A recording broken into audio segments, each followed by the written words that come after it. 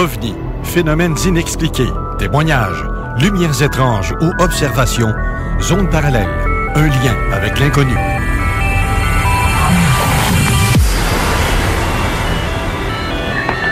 Visitez notre site web à l'adresse www.zoneparallèle.com.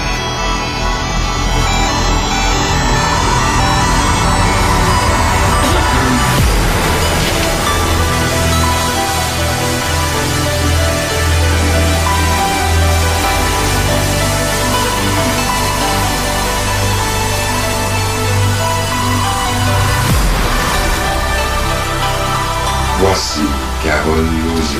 Bon samedi à vous tous et toutes et bienvenue dans la zone parallèle. Avant de parler à mon invité, j'aimerais vous lire rapidement des extraits d'un document officiel signé par l'ONU. C'est une décision qui a été adoptée par les rapports de la Commission politique spéciale. L'article 33.426, c'est la création d'un organisme ou d'un département de l'ONU chargé d'entreprendre et de coordonner les recherches sur les ovnis et les phénomènes connexes et de diffuser les résultats obtenus. Et dans la grille 2, on a inscrit aussi l'Assemblée générale invite les États membres intéressés à prendre les dispositions voulues pour coordonner à l'échelon national la recherche scientifique et les enquêtes portant sur la vie extraterrestre, y compris les ovnis, et à informer le secrétaire général des cas observés de la recherche et de l'évaluation de ces activités. Cette résolution et décision adoptée par l'Assemblée générale au cours de sa 33e session, supplément numéro 45, le R3345, signé par l'Organisation des Nations unies en 1978. Ça fait longtemps qu'on zigonne dans cette affaire-là et qu'on n'entend pas parler de ces choses-là non plus. Et je vous parle de ça parce que depuis 4 ans maintenant, Zone Parallèle fait partie du bilan annuel du Carpan, et ce qui est le groupe d'assistance de recherche sur les phénomènes aérospatiaux non identifiés. Et c'est d'ailleurs un excellent travail que Yann Vadnet qui a fait en tout, parce que c'est vraiment, je lève mon chapeau, parce que c'est vraiment des heures et des heures de travail et de recherche intense. Et tous ont accès à ce rapport, et ce, gratuitement. On peut le consulter sur le site du garpan.ca. Et je pèse ici sur le mot « signalement », parce que ces rapports d'enquête, c'est pas des rapports d'enquête, ça. C'est des rapports de signalement seulement. Les gens pensent que ce qu'on fait là, c'est ça, notre rapport d'enquête. C'est pas le cas. On vous met un extrait de qu'est-ce qui peut être vécu ou bref. C'est seulement qu'un genre de... C'est un extrait. C'est loin d'être un phénomène, c'est loin d'être l'enquête complète. Ça, une enquête complète, c'est des fois, parfois une vingtaine ou une trentaine de pages selon. Tout dépend le nombre de témoins et qu'est-ce qui en est arrivé à ça. Et je vous rappelle aussi que Zone Parallèle n'est pas une filiale du Garpan, ni d'autres groupes ou une autre personne, mais je collabore avec toutes les équipes parce que ces phénomènes sont planétaires et le partage d'informations est nécessaire pour qu'on puisse avancer et comprendre ces phénomènes. Plus on se parle ensemble, plus on finit par comprendre. Malheureusement, c'est pas tout le monde qui comprend ça. Tout le monde veut garder le petit cas à eux sans trop parler parce que, justement, ils ont peur qu'on vole leur cas. Garde. J'ai assez de mes affaires à gérer. J'ai pas besoin de gérer ceux des autres. C'est dommage que les gens ne pensent pas comme ça. C'est comme le phénomène Trump et l'autre petite toupette là, qui vient de la Corée, là, qui pisse le plus loin. C'est un peu ça, dans un sens, la petite guéguerre. Je trouve ça juste plate que ça soit comme ça. Mais en tout cas, bref, ça c'est mon opinion et je me respecte. D'ailleurs, tous ceux qui font des recherches ou des enquêtes sur le sujet ovni ou extraterrestre sont invités à transmettre leurs informations afin qu'elles soient ajoutées au rapport annuel que le Garpan transmet aux autorités provinciales et nationales ainsi qu'aux médias. Le tout est aussi envoyé au Canadian UFO Report de Chris Rutkowski. Méchant nom que j'ai tout le temps de la misère à le prononcer, mais bref. Donc, ce rapport est envoyé plus précisément au ministère de la Défense, au Service canadien de renseignement et de sécurité et la Gendarmerie royale du Canada, ainsi qu'à la Sûreté du Québec. C'est vraiment pas une mince affaire ce qu'il fait là. Il envoie ça vraiment aux vraies grosses autorités qui permet justement aux gens de... Ils voient qu'on collabore à quelque part.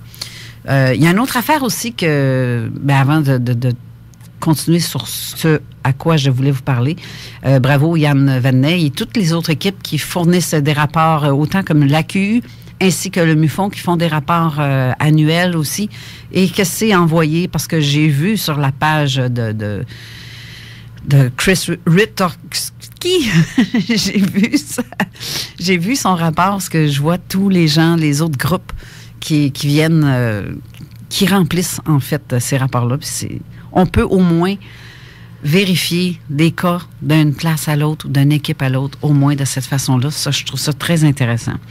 Une autre affaire que j'aimerais vous parler, je ne sais pas si vous avez remarqué sur la page Facebook, j'ai mis un petit lien, une nouveauté que j'ai épinglée en haut de la page. Et oui, c'est un lien qui mène sur ma page web, Zone Parallèle. Là-dessus, je veux remercier mon ami Alain Couillard. Sans lui, je ne serais pas aussi habile pour travailler sur ma page web parce qu'il m'en a montré en tabarouette des affaires. Et c'est grâce à lui si j'ai ça, parce que c'est lui qui me l'a implanté, il m'a aidé du début jusqu'à la fin. Et Alain a ajouté des éléments intéressants tels que l'écoute en direct de la radio, que vous trouverez à droite en haut sur la page pour ceux qui rouvrent ça sur un ordinateur. Ça va faciliter la recherche. Et c'est le lien direct de la radio, en fait, qu'on met. Et de plus, vous y trouverez un nouvel onglet nommé Podcast qui envoie un lien direct sur chaque émission. Là, il me restera juste à faire, ce serait de détailler chaque podcast pour rendre vos recherches plus faciles. Et c'est d'ailleurs ce que je m'apprête à faire dans les semaines qui s'en viennent. Alors, ceux qui ont des difficultés, mais continuez d'y aller à l'ancienne méthode. Si vous avez la bonne façon à date, c'est correct. Mais ceux qui veulent chercher un lien, je veux juste vérifier parce que ça a été mis hier soir, en fait. Alors, s'il y a quelque chose qui ne fonctionne pas, mais vous retournez avec l'ancienne méthode, mais vous me ferez des commentaires au pire sur la page Facebook. Et en fait aussi, la page Facebook est maintenant aussi en lien sur la page web. Donc, tout ce qui se passe sur la page Zone Parallèle et ceux qui n'ont pas Facebook, ils peuvent voir les textes apparaître sur la page de Zone Parallèle. Ils peuvent voir les commentaires de tous et chacun. C'est ça que je trouve bien, bien cool aussi. Merci beaucoup, Alain Couillard. Alors, on parle maintenant avec Jean-François. Jean-François, est-ce que tu es de l'autre côté? Ben oui, je suis de l'autre côté. De l'autre côté, dans l'autre dimension. Ça va bien, Jean-François? Ça va super bien, toi? Oui, très, très bien. Jean-François, on est en studio, mon ami René Chabot. Bonjour, René. Comment ça va? Salut, Jean-François. Ça va très bien, toi? Très bien, merci. Écoute, j'avais vraiment hâte de te parler aujourd'hui. J'ai écouté l'émission de la semaine passée et j'avais plein de choses qui me titillaient dans la tête. Il faut que je pose des questions. Parce que en tant qu'investigateur, si tu me permets de prendre quelques instants, il y a toujours un certain trou, un genre de gap, si on veut, entre le monde de l'ufologue en tant que tel, de l'enquêteur terrain, ou de l'investigateur, je devrais dire, et le monde des personnes qui sont contactées. Souvent, les témoins vont avoir peur un peu de travailler avec un témoin parce que souvent, ils vont insinuer, je ne dis pas que c'est le cas de tout le monde, mais je l'ai vu souvent sur le terrain, qu'on les prend pas au sérieux, qu'on les croit pas. Puis j'ai comme un peu l'impression qu'on comprend mal un peu le travail d'un investigateur de terrain. Alors, si tu me permets quelques instants, et c'est là que c'est super important, il faut que les témoins comprennent, ou ceux qui ont des expériences, qu'on a besoin de vous, pas parce qu'on vous croit pas, parce qu'on a besoin d'aller chercher des détails. Nous, notre travail, c'est d'aller chercher des informations sur le terrain le plus rapidement possible. Parce que, justement, comme Carole l'a dit, on fait des bilans annuels, on doit... parce que ce qui arrive dans les bilans, c'est parce qu'on fait que des petits résumés rapides. Hein? Oui, mais je veux juste ajouter à ça aussi, Jean-François, c'est que les bilans, ou que ce soit les bilans, ou le fait qu'on ait rencontré quelqu'un, on n'est pas payé pour le faire. Si on le fait, c'est pas parce qu'on veut vous rire d'en face. C'est qu'on croit à ce que vous faites et vous valez la peine à ce qu'on se déplace pour vous écouter. Donc, c'est pas vraiment pas pour rire des gens et c'est parce qu'on veut vraiment comprendre, en fait. C'est ça. Sauf ce qu'il faut comprendre, c'est que pourrait faire un très bon travail de terrain. Et, tu sais, moi, j'ai des gens sur le terrain qui viennent me dire, c'était tel extraterrestre de telle planète qui m'ont dit telle chose. Très bien, il n'y a pas de problème, on comprend ça. Cependant, on a une éthique de travail qui nous interdit de prendre et rapidement toute l'information comme ça. Nous, on va dire parfait, ça va être dans la déposition, dans la description des choses, parce qu'on doit être impartial sur le terrain. Parce que si on prend tout de suite un parti pris ou si on démontre une émotion d'empathie quelconque, on vient de fausser nos données terrain. Et ça, dans tous les termes du mot. C'est pour ça qu'un enquêteur va être très, très, très un peu sur le recul quand il va aller sur le terrain, parce qu'il faut qu'il y ait la vision de l'ensemble. On va travailler beaucoup plus avec le témoin par la suite quand on va faire des soirées rencontres, quand on va faire des groupes de discussion, où est-ce que là, on va pouvoir davantage approfondir avec le témoin ou, l'expérienceur, si macéré. Parce que c'est pas tous les témoins qui voient ça négatif. C'est des gens qui disent, moi, mon expérience a été merveilleuse, ils m'ont donné de l'information, ça a changé ma vie. Fine. Mais il y a un pourcentage de témoins ou d'expérienceurs qui ont dit, moi, j'ai pas aimé mon expérience. Ils m'ont fait du mal, ils m'ont fait telle chose, telle chose, telle chose. À rigueur, ça peut être aussi un peu préoccupant. Donc, chaque expérience de chacun est personnelle à lui-même.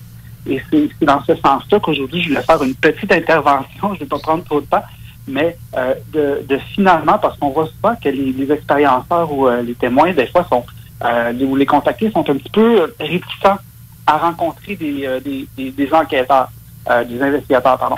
Donc, c'est très important. On a besoin de travailler ensemble. Et non seulement on a besoin de travailler ensemble avec eux, mais on a besoin de travailler en collaboration avec d'autres groupes aussi. Donc, tantôt, je suis content que tu l'aies mentionné, il faut qu'on collabore en groupe. C'est super, super important. Et que ce soit avec le MUFON dans le CMS, le Cage Management System, que eux rapatrient ça dans leur système à eux, que ce soit l'AQU qui font des bilans à chaque souper ou qui font des bilans annuels, ou que ce soit le GARPA, et le GARPA, bon, j'ai fait partie du GARPA, je peux vous assurer que tous ces groupes-là prennent votre cas à cœur. Combien d'heures que j'ai passé avec M. Vadnet derrière un ordinateur à discuter d'un cas, à peut-être choisir la meilleure approche terrain pour bien intervenir, comment gérer avec eux. Tu sais, M. Vadnet passe des heures derrière son bureau à faire ces documents-là qui sont si importants. C'est vrai que ça va probablement finir une partie sur les étagères, mais les autres parties sont données justement aux instances compétentes. Donc, en ce sens-là, c'est hyper important. Mais clairement. Clairement. Et en passant, René, on a reçu un message de Benoît Amaranda que je salue en passant. Il te salue parce qu'il t'a écouté la semaine dernière. OK. En fait, il a écrit, je vais te le lire mot pour mot, à la place, je vais être sûre de dire les bonnes affaires. Je salue le témoignage de René Chabot, écouté en podcast cette semaine.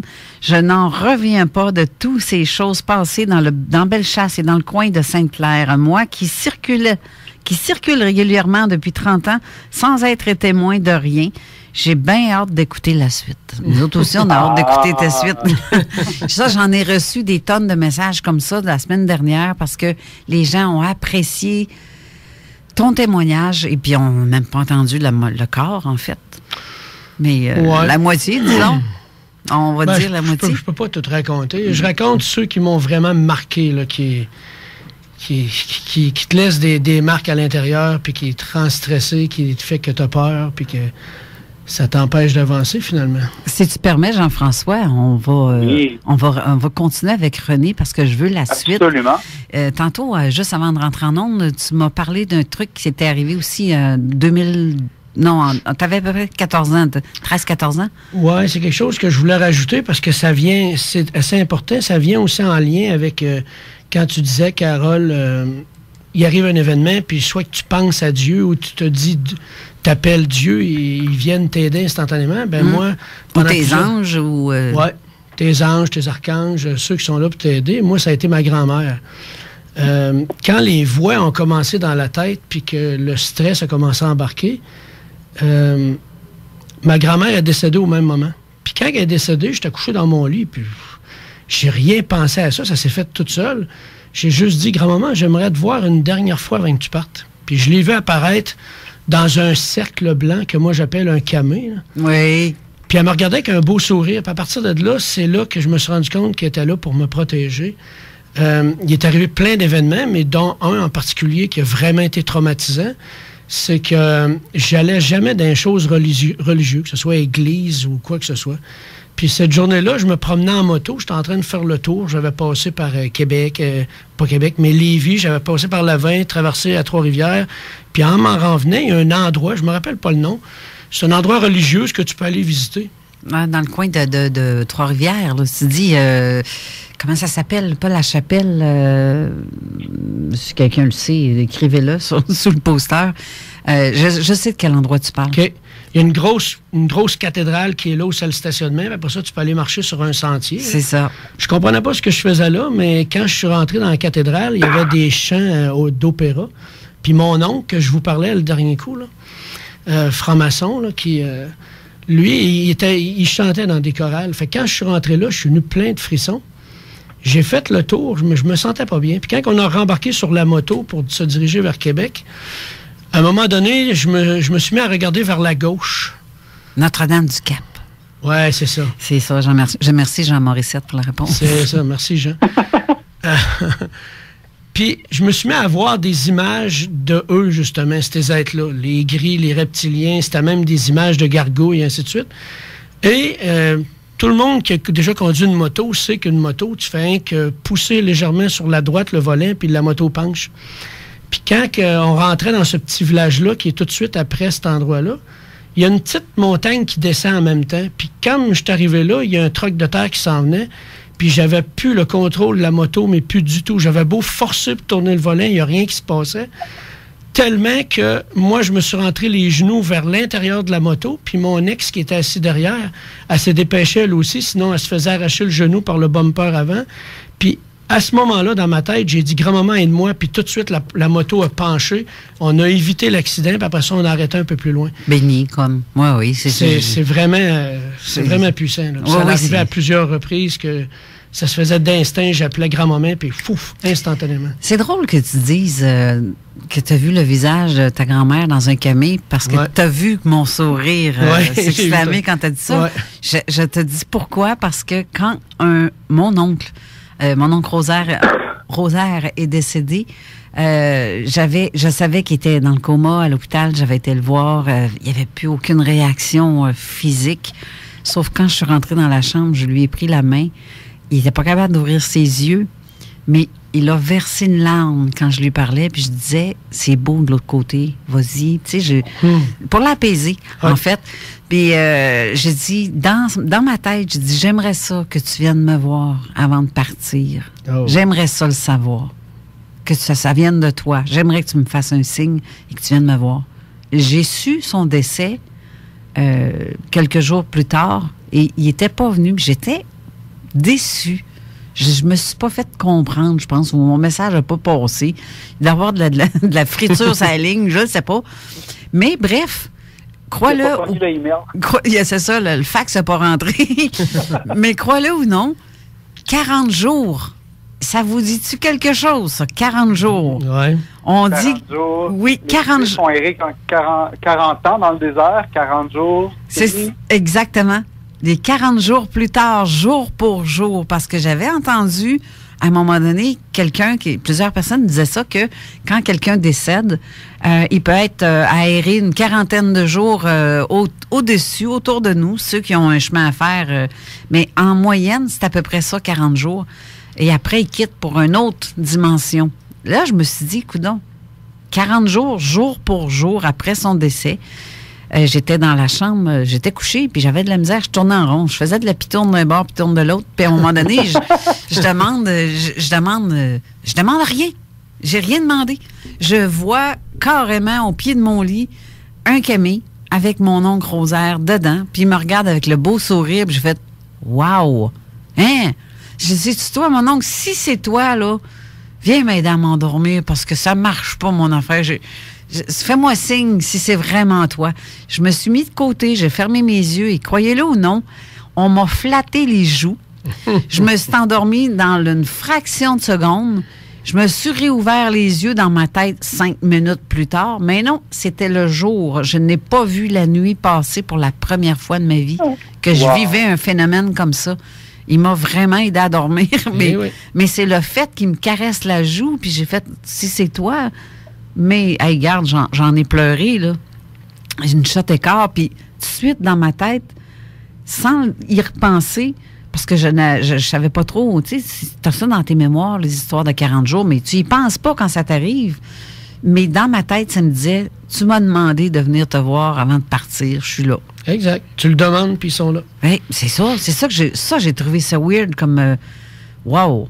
C'est spécial. Je souhaite que tout le monde vive un truc comme ça parce que il n'y a rien de mieux que l'expérience pour comprendre ce que je dis. Le vivre, c'est quelque chose. C'est ça. Mais c'est ça qui est plate. C'est plate pour ceux qui ne l'ont pas vécu, là, mais je leur souhaite vraiment ardemment, là, vraiment. Mais souvent, il y en a qui ont des signes, mais ils les voient juste pas. Là. Ils les reconnaissent pas, puis les signes, ils les ont. Là. Exact. Des fois, ça peut être juste un lever de soleil, un moment précis avec une photo, avec un moment, ça peut être un papillon, ça peut être plein de choses, des signes comme ça qui vont nous rappeler un parfum, ça peut être... il y en a beaucoup, là, mais à chaque fois qu'il y a quelque chose qui dit un décès, que moi, vraiment, que la personne a un certain système de croyance, il va toujours avoir un lien, que ce soit, comme je le disais, soit un papillon, une odeur ou quoi que ce soit, qui va venir nous bercer un peu dans notre douleur personnelle. Puis c'est quand même assez intéressant. Je suis pratiquement sûr qu'il y a beaucoup d'auditeurs qui ont vécu, peut-être pas tout le monde, là, mais je serais curieux de voir le nombre de personnes, leur petite histoire là, qui auraient vécu ce genre de choses-là. C'est passionnant. Bien, c'est le fun de savoir et c'est apaisant de savoir qu'il y a quelque chose qui se passe après la mort parce que moi, j'ai traversé de l'autre côté quand j'étais petite. Mm-hmm. Donc, je sais qu'il y a quelque chose parce que j'ai vu. Et depuis ce temps-là, j'ai beaucoup de visions. Il y a beaucoup de trucs qui se passent, on me permet de voir ces affaires-là. Puis ça, c'est magique. Mais tu peux pas l'expliquer à des gens qui n'ont pas vécu parce que c'est comme si je te demande, je vais te sacrer une méchante claque dans le derrière de la tête. Tu me diras qu'est-ce que tu sens. Si tu n'as jamais mangé de claque dans le derrière de la tête, tu sais pas ce que ça fait. La journée que tu l'as eu, par exemple, tu sais qu'est-ce que ça fait sans tabarouette, là. Ah oui, c'est évident comme expérience. Et à partir du côté puis revenir, ça remet en question ton existence complète. Exactement. Ta vision de la vie est complètement différente. C'est beaucoup plus... tu as des dons que tu peux ramener. Je dis des dons, mais on s'entend ce que c'est, là. Ça peut être aussi...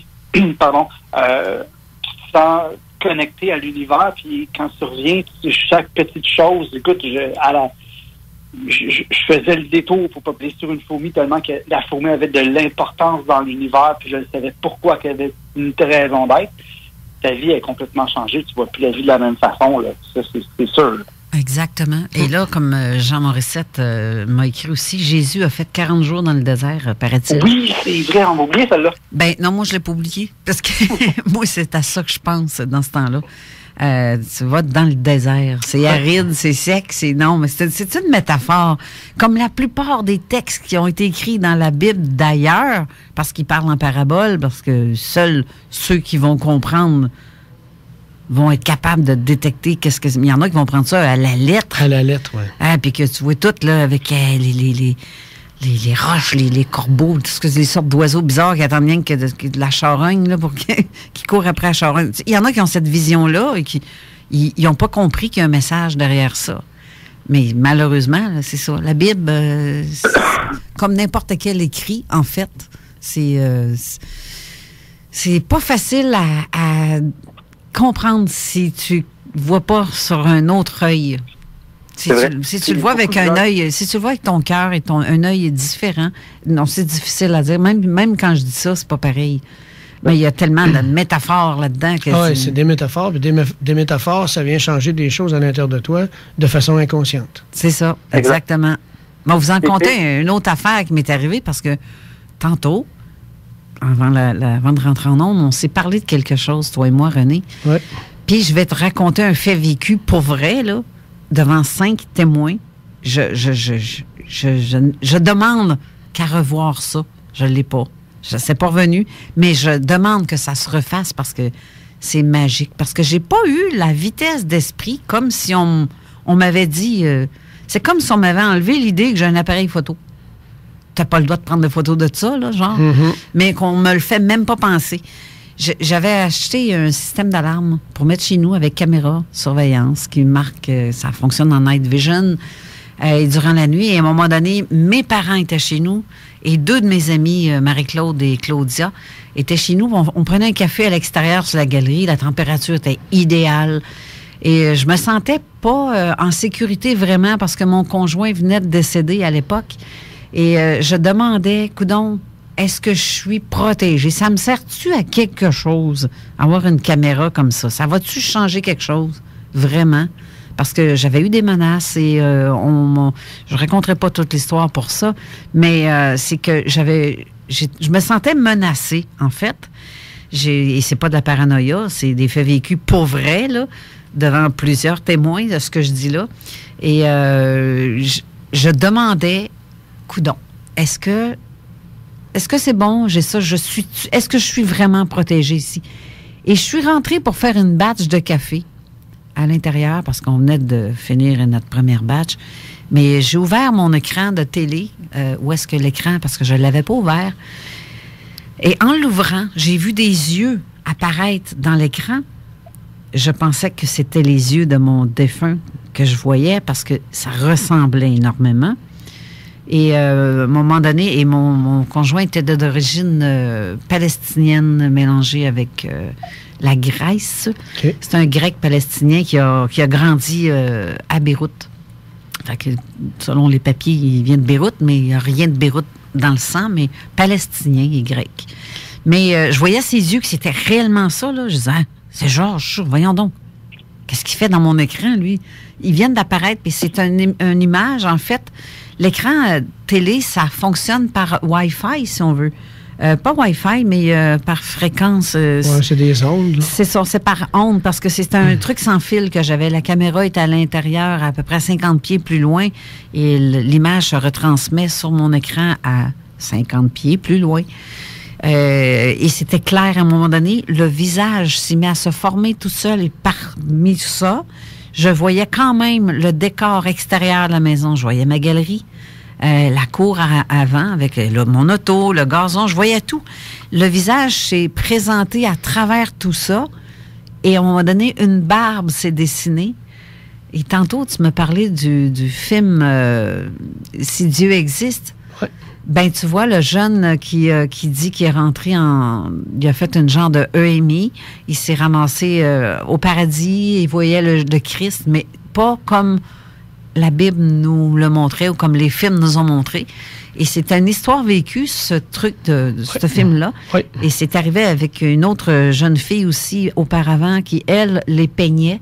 Oui. Et d'une façon, ben, le visage barbu qui est apparu dans mon écran, c'est exactement ce même visage-là. Qui est Sananda, en fait. Exact.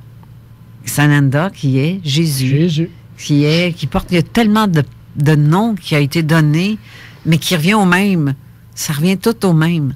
C'est toujours le même personnage en bout de ligne. Et j'ai vu son visage-là, savez-vous combien de temps? 3 jours. Wow! 3 jours. Ah. Et là, j'ai fait 3 comme... jours. Oui, et là, mon C'est père, ça. il capotait. Mon père, là, c'était un genre de... Ah, il allait à la messe à tous les dimanches. Tantôt, tu me parlais de ton oncle, ton grand-père, qui allait à l'église dans une chorale. Ben, mon père aussi. Mon père chantait plus fort que tout le monde. C'était gênant, là. Tu sais, il était assis à côté, là. Tu sais ce qui était assis dans l'église parce qu'il n'y avait pas besoin de micro, là. Et il chantait très bien, en plus. C'est ça qui est le plus C'était plus le fun, là, mais une chance. Ouais. Une chance. T'imagines-tu fausser puis défoncer tout le monde? Mais non.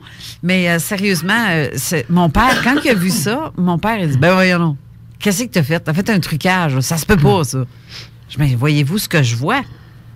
Trouvez-vous que ça ressemble à Jésus, ce qu'on voit dans... En tout cas, ce qui ressemble. On voit un barbu, là. Ben oui, on le voit tout, là. Tout le monde a capoté, là. Ben voyons, comment c'était fait pour faire ça? J'ai rien fait. J'ai juste ouvert mon écran.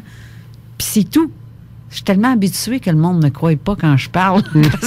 T'es pas la seule. Je vis tellement d'affaires. On trouve le mensonge. Voter. Je vis tellement de trucs que ça n'est...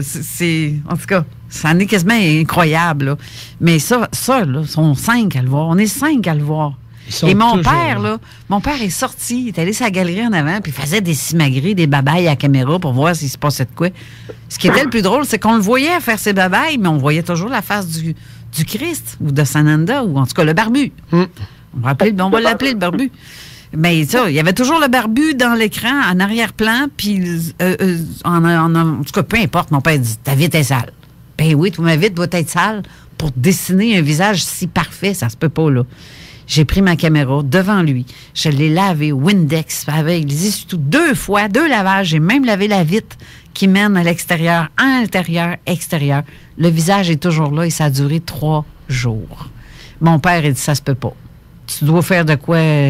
C'est parce que je suis pas branchée sur aucun ordinateur avec cette caméra-là. Là. Je peux pas avoir rien fait de ça. Je sais pas ce qui s'est passé, mais j'ai eu ma réponse. Je suis protégée. Et je sais de qui je suis protégée. En passant, depuis tantôt, j'ai juste envie de rire parce qu'il est juste derrière toi, présent. Hey! Viens me flatter le derrière de la tête.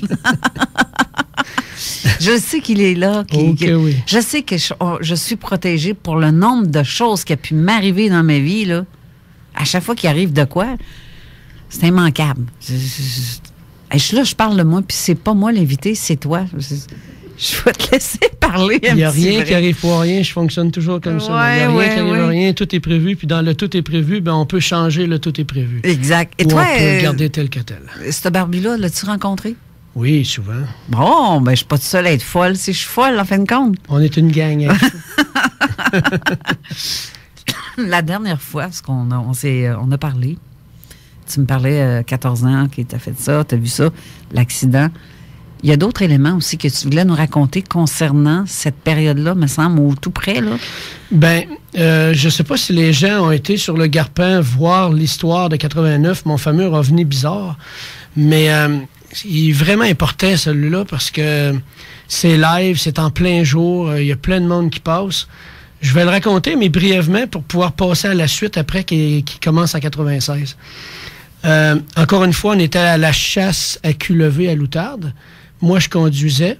Si je me souviens bien, c'est le rang 4 entre Honfleur et la 277. Là. C'est soit le rang 3 ou le rang 4, c'est ça, je me souviens pas.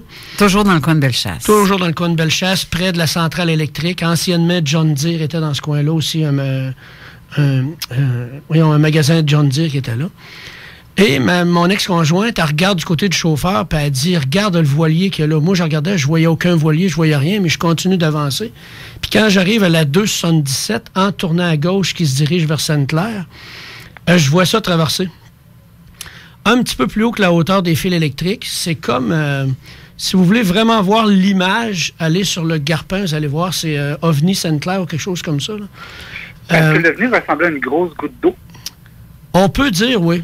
Ah, c'est ton cas à toi, ça? Oui, c'est mon cas à moi, ça. OK. Oui, je l'ai vu. Oui. OK, continue, parce que c'est pas tout le monde qui l'a vu. Oui. Ça traverse lentement. Puis là, tout de suite, dans ma tête, je fais « Wow, c'est pas un hélicoptère. Il n'y a aucun son, les vitres sont baissées. J'entends rien, puis je vois très bien qu'il y a 2 êtres en avant. L'objet se déplace lentement, puis il est de couleur orange-brun. C'est comme s'il était rouillé, en fait, mais je suis certain qu'il n'était pas rouillé, mais c'était une couleur qui ressemblait à ça. Il arrive au-dessus de la centrale électrique, il tourne lentement vers la droite, puis il s'immobilise là. Moi, j'avançais en auto, j'ai ralenti, j'ai arrêté vis-à-vis de la centrale, fait qu'il était environ à peu près à 50-60 pieds de nous. Hey, c'est proche, ça, là. Oui. Puis on le voyait très bien, puis j'avais à côté de moi mon Kodak et mes longues vues.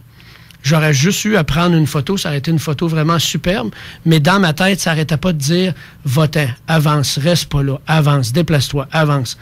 Mais j'ai eu le temps de voir le premier qui était en avant, il était comme assis en train de piloter, puis le second derrière était debout. Puis c'était vraiment des reptiliens. Ah oui? Ah oui, le visage était clair. Là. Si je serais un bon dessinateur, je pourrais le dessiner. Là. Ça serait si simple de pouvoir se plugger le cerveau sur un ordinateur et montrer ce qu'on a vécu et voir. Il n'y a plus personne qui pourrait contredire. Oui, c'est vrai. À ce moment-là, l'OVNI était complètement stationnaire. Complètement stationnaire au-dessus de la centrale électrique. Celui qui conduisait à l'avant regardait vers en avant, mais celui qui était derrière regardait vers nous.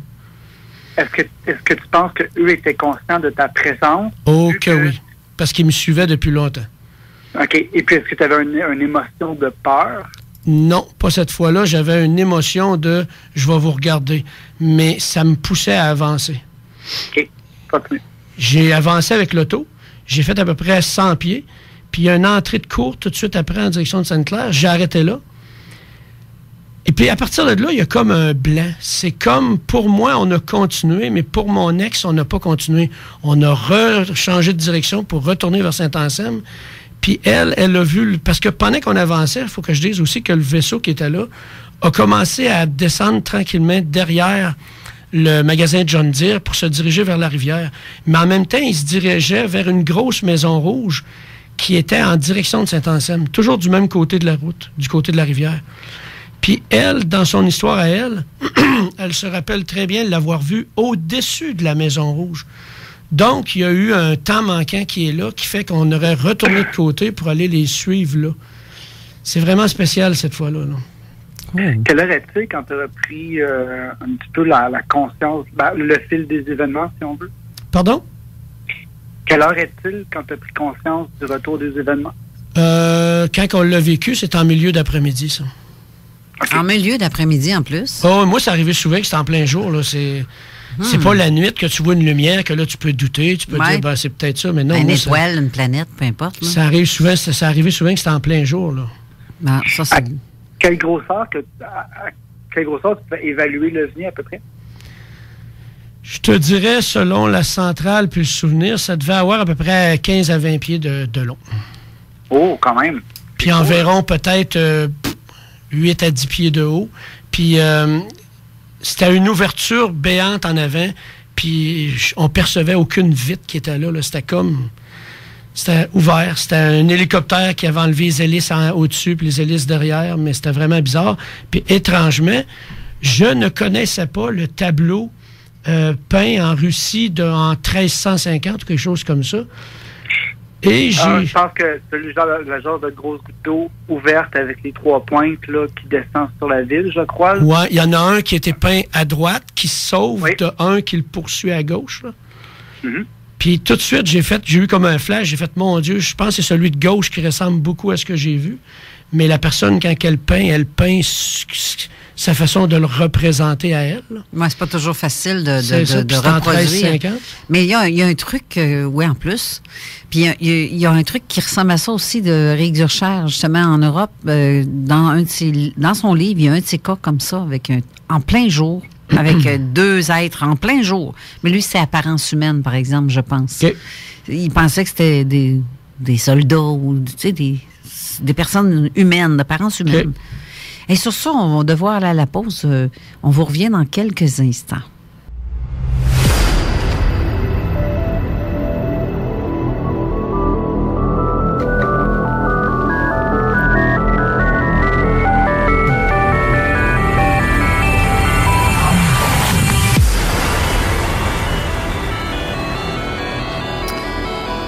Nous sommes de retour à l'émission Zone Parallèle. Je veux juste préciser que là, présentement, je me fie à la température extérieure. Il fait présentement moins 14, ressenti moins 17. Cet après-midi, on annonce à peu près 1 centimètre de neige. Soyez prudents sur les routes parce que sur la 20 tantôt, tu sais, quand tu vois une petite poudrerie qui valse, là, c'est un peu ça, puis ça, c'est stressant. Si la neige s'en mêle en plus... c'est pas toujours évident. Alors, soyez prudents. Et je voulais aussi mentionner que s'il y a une journée où ce qui fait vraiment tempête ou que je suis pas capable de sortir de mon petit patelin pour m'emmener jusqu'ici, c'est sûr que je me tuerai pas pour venir faire une émission, là. À ce moment-là, je vais faire une vidéo en direct sur la page de Facebook qui sera retransmise sur la page de Zone Parallèle automatiquement pour annoncer que l'émission n'aura pas lieu telle journée parce qu'il fait tempête ou peu importe. Je vais quand même toujours vous tenir à l'affût, mais toujours à la dernière minute. Parce que des fois, on annonce des tempêtes, puis c'est pas si pire que ça, là. Tu sais, il a tombé 3-4 graines, puis fini. Et puis, fait que c'est ça. Mais je vais vous prévenir à la dernière minute. Alors, on disait tantôt, ton engin mesurait combien de long, tu dis? C'est environ 15 à 20 pieds de longueur. Par 8 pieds de haut. Oui, mais c'est toujours dur à évaluer sur une certaine distance, mais proche comme ça ressemblait à ça pas mal. Et tu avais l'impression qu'on te parlait dans ta tête ou c'est comme toi-même qui... C'est comme si ton guide te disait « décolline ». Non, c'était eux qui m'a poussé à m'en aller parce que j'étais pour prendre mon appareil photo et mes longues vues. Puis ça m'a dit, tu restes pas là, t'avances. Avance, déplace-toi. Puis j'ai avancé, ça s'est fait d'instinct. Ça s'est fait automatique. OK. T'as pas le choix dans celle-là, faut t'avances. Tu fait un son, Jean-François? Ouais. Non, je trouve ça passionnant de voir il y a toujours un certain contact. Quand tu vois l'objet, dans beaucoup de témoignages que j'ai vus, puis il y a toujours un appel émotionnel qui est relié au témoin. Je trouve ça vraiment fascinant. Oui, c'était fait. Et c'est drôle que tu parles de ça, parce que tantôt, tu me parlais du livre des rencontres d'Éric Zurcher, donc les impressions mondiales d'humanoïdes d'Éric Zurcher. Oui. Et puis, si tu me permets un petit 30 secondes, quand tu te faisais référence, je pense que j'ai trouvé le cas que tu parlais. Oui. Donc, c'était les états spatiaux de Tripoli.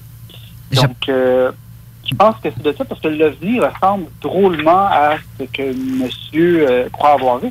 Je dis pas que c'est le même, je dis juste que la ressemblance entre l'OVNI... Exact. Ça se passe dans un champ. Et en plein jour, lui. Oui, c'est ça. Ici, c'est la nuit, bon, mais ça ressemble quand même à un genre de grosses gouttes d'eau avec trois pattes, si on veut, là, 3 trains d'atterrissage.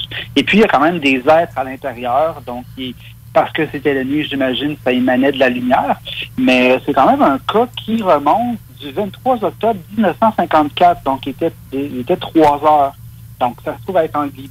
Donc, c'est quand même assez intéressant de voir aussi dans l'évolution, dans l'histoire, l'évolution de ces ovnis-là. Donc, maintenant, on va avoir la fameuse soucoupe. Des fois, on va avoir quelque chose de plus technologique. Des fois, on va avoir quelque chose de plus rustique, comme une goutte d'eau ou un genre de cockpit d'hélicoptère, pas de panne, et ainsi de suite. Mais il reste toujours que l'OVNI, dans son ensemble, sort... Il y a vraiment quelque chose de spécial pour l'époque qui fait que ça a toujours une longueur d'avance d'un point de vue technologique. Fascinant. En effet. Oui. Tu as des lumières, tu as même la version diamant que vous allez voir tantôt, je vais le raconter. Ben, vas-y donc. Ben, je vois même que je sois rendu là, parce que je vais essayer de rester par étapes, parce que c'est ce qui explique l'avancée de tout ce que j'ai vécu. Là. OK. Ben, continue sur où est-ce que tu en es rendu, alors, puis pour en venir à ça, ultérieurement. Okay. Fait que je vais continuer ce que j'étais rendu la semaine passée. En 96, lorsque les messages ont commencé à venir dans la tête, puis... que je me sentais vraiment pas bien observé, ainsi de suite. C'est mon père, ça faisait des années qu'il m'écoutait parler de ça, mais sans jamais rire de moi, mais sans jamais parler. Okay. Sans jamais dire, ouais, c'est logique ce que tu dis. Il y avait toujours un petit sourire en coin, mais en 96, il me regarde puis il dit, OK, René, il dit, là, ça fait tellement d'années que je t'entends parler de ça, là, je vais te raconter ce que moi j'ai vu. Fait que lui, il vendait des légumes de porte en porte, puis quand il est arrivé à Saint-Malachie, c'est un petit peu plus loin que Sainte-Claire, en direction de Lac-Chemin. Peut-être que le monde va mieux se situer avec Lac-Chemin. Mm-hmm. Et il était avec son employé dans le camion, puis en plein jour, ils ont vu 3 objets métalliques se déplacer dans le ciel, au-dessus de la forêt, mais de très bas. C'était très, très bas. Il dit environ 300 pieds de haut. Okay. Fait que là, j'ai fait « Wow! » Même mon père n'en parle aussi, lui qui parlait jamais de ça. Qui a fait que, en 96 aussi, excusez, je viens d'accrocher le micro, un de mes neveux, qui était dans son salon tout seul en train d'écouter la TV, se sentait mal, puis il a commencé à avoir chaud, puis des mauvaises sensations. Il s'est tourné la tête, puis il a vu derrière la plante qui était là, un petit gris qui l'observait. Hein? Oui, en plein jour. OK. Puis lui, pourtant, il ne s'intéressait pas à ça. Là. Ça s'est fait comme ça, instantané. Il s'est senti mal. Puis c'est dans quelles années, ça? C'est dans les années 96 ou 97, c'est dans ces C'est arrivé dans le même moment où ce que toi, t'en parlais? Oui. OK. Puis ma sœur, elle s'est ramassée face à un Draco. Sont jaunes. Oui, c'est ça, j'allais te demander. Décris-moi le Draco en question. Ils sont jaunes, puis ils sont vraiment épeurants. Ils sont pires que les reptiliens. Là. C'est la race au-dessus. Là, qui fait que lui était à 2 pouces de elle, puis il la regardait droit dans les yeux, puis il disait, on va t'avoir, on va prendre le contrôle sur toi. On va vraiment t'avoir. Puis elle, ben, ce qu'elle a fait, c'est qu'elle la regardait avec un sourire. Elle a déposé sa main sur sa joue, puis elle a dit « Je t'aime ». Puis il est parti comme une balloune qui dégonfle. Ça a été instantané. Ils sont incapables de rester dans cette énergie de lumière-là. L'amour pour eux, c'est... Excuse-moi. Oui. Je t'arrête 30 secondes. Est-ce que tu peux répéter ce que tu viens de dire? Le Draco a disparu comme... Comme une balloune qui dégonfle. Comme une balloune qui dégonfle. Tu sais, la balloune qui... Puis elle part dans les airs. Je trouve ça... cette affirmation-là, c'est pas la première fois que je l'entends. Je trouve ça fascinant. Une autre question rapidement. Oui. Est-ce que c'était un jaune ou c'était un jaune peut-être plus ambré, peut-être plus orangé? Oui, c'était orange doré. C'était un jaune doré. Okay. Je vais inviter nos amis à aller consulter le site YouTube du Garpan. Et je ne veux pas faire de lien, mais juste pour vous montrer à quel point que les gars qui sont passionnants de cette façon-là, puis qu'un témoin peut voir une chose, puis que l'autre témoin peut voir un même humanoïde ou un même ovni. Allez voir le cas de l'humanoïde de Longueuil. Vous allez voir, encore une fois, c'est passionnant de voir la similitude entre les gars. Je m'arrête là-dessus, je te laisse continuer, mon cher ami, désolé. Pas de problème. Non, c'est important. Tout doit être dit. OK. OK. Là, je vais passer un bout parce qu'il est arrivé plein d'événements, mais en 2008, c'est là qu'il y a plein de choses qui ont commencé à brasser encore plus pour moi et ceux qui m'entouraient. Et en même temps, à me préparer à pouvoir me défaire d'eux enfin, puis d'arrêter d'avoir peur, parce que c'est la peur qui fait qu'ils te contrôle. En 2008, j'ai été voir une conférence sur les pyramides d'Égypte, faite par Patrick Lambert, un astronome amateur. Puis quand j'étais à cette conférence-là, ça m'a allumé, mon cerveau, il était parti, là, les connexions synaptiques n'arrêtaient pas. J'avais plein de liens qui se faisaient dans ma tête, plein de déjà-vus, plein de je connais déjà. Et c'est à partir de là que j'ai commencé à ressentir et à rencontrer les êtres de Sirius. Qui, eux, t'ont dit qu'ils venaient de là. Oui, puis on les a vus très bien. Tu vois, il y a une histoire un peu plus loin avec mes chiens là, qui est vraiment wow. OK. Par la suite, en 2009, il s'est passé plein d'événements, mais en 2009, je vous raconte toujours ceux qui m'ont vraiment marqué, là, ceux qui sont venus vraiment là, faire soit des traumatismes ou m'aider à m'en sortir. En 2009, mon ex-conjointe, dans son lit, elle sentait souvent comme un animal qui marchait dans son lit ou... comme un chat qui marche, dans le fond? Ah, c'était plus gros qu'un chat. Pour elle, des fois, elle disait que c'était comme un chien, mais elle dit d'autres fois, c'était tellement plus lourd qu'un chien, c'était vraiment étrange. Parce qu'elle se sentait vraiment pas bien. Fait qu'à ce moment-là, j'ai décidé de mettre un enregistrement dans la chambre. Mais quand tu veux faire de EVP, c'est toujours à faire attention, parce que c'est comme si tu prenais un micro. EVP pour ceux qui... Electronic Voice Phenomenon. C'est ça. En français, on appelle ça le phénomène de voix électronique. Oui, puis ça, c'est tu prends un micro puis tu dis à n'importe qui de venir parler dedans. Mais tu dis ton ex, tu dormais pas avec elle, là? Non, dans ce temps-là, non. OK. Donc, elle était seule dans son lit. C'est ça. C'est pour ça que tu as mis un microphone, ensuite tu as essayé de capter. Oui, puis là, j'ai entendu les sons. J'ai essayé hier soir de trouver cet enregistrement-là, mais j'avais 5 ordi que j'ai tout mis à la même place. Fait que là, il faut que je fouille là-dedans jusqu'à temps que je le trouve. Mais le son qu'on entend là-dedans, c'est vraiment à avoir la chair de poule. Ça ressemble à quoi? Je vais essayer de l'imiter, mais c'est pas vraiment ça. Ça faisait genre... T'entendais ça, puis ça parle longtemps comme ça. Là. C'est vrai que c'est fréquent, ça a été vraiment assez fréquent quand j'ai écouté ça. Aïe. J'ai jamais refait un VP par la suite. Et... ben voyons donc. Puis, par la suite, il s'est mis à revoir encore des phénomènes paranormaux encore plus forts dans la maison, dont un particulier, qu'on en revenait de faire l'épicerie, puis là, je rentrais les sacs, ma blonde défaisait les sacs dans la maison. Puis moi, cette maison-là, j'avais 2 portes. Une porte extérieure puis une porte intérieure. Fait que je rentre, je ferme la porte extérieure, je ferme la porte intérieure, puis en fermant la porte intérieure, ça cogne très fort dans la vitre extérieure. Fait que je fais, c'est qui cogne à cette heure-là? Je me suis dit, c'est peut-être le petit voisin d'en face qui veut venir jouer avec moi. Fait que j'ouvre la porte, il n'y a personne. Je referme la porte, ça cogne encore. J'ouvre la porte, là, je fais, wow. là, il y a quelqu'un qui est là. Fait que je dis à la personne, celui qui est là, c'est chez nous ici. Fait que tu restes dehors, puis tu t'en vas. Sacre ton camp. Ouais, c'est ça, mais poliment. Parce que si t'envoies de la haine, ils vont te ramener. Oh, c'est pas ça. Moi, quand ça arrive, là, je suis pas poli. Je n'ai pas de classe, même, des fois. Ben, moi, je laisse la lumière ouverte, je leur fais des petits sandwichs, pas de croûte. Moi, je laisse même pas les croûtes. Je t'invite même pas à manger. Prends tout. On va te mettre des pièges. Non, moi, quand c'est chez nous, t'es dans ma bulle, tu sors de là. Je t'ordonne de sortir de ma bulle, puis d'habitude, ça marche, mais la façon dont je l'ordonne, je suis pas toujours fine. Mais c'est une prise de décision ferme. Très ferme. Mais c'est pas que tu vas te battre avec eux autres, quoi que ce soit, que tu vas eux lancer de la colère. Parce que si tu eux lances de la colère, c'est de l'énergie, puis eux se nourrissent de la colère. Ben, en tout cas, je suis quand même poli, sans dire s'il vous plaît. C'est ça. C'est ferme. Va-t'en. Tu dis à la personne, sors d'ici, point final. C'est ça. Mais ce que. Tu manques de manière, voyons donc. Non, j'ai pas de classe, moi.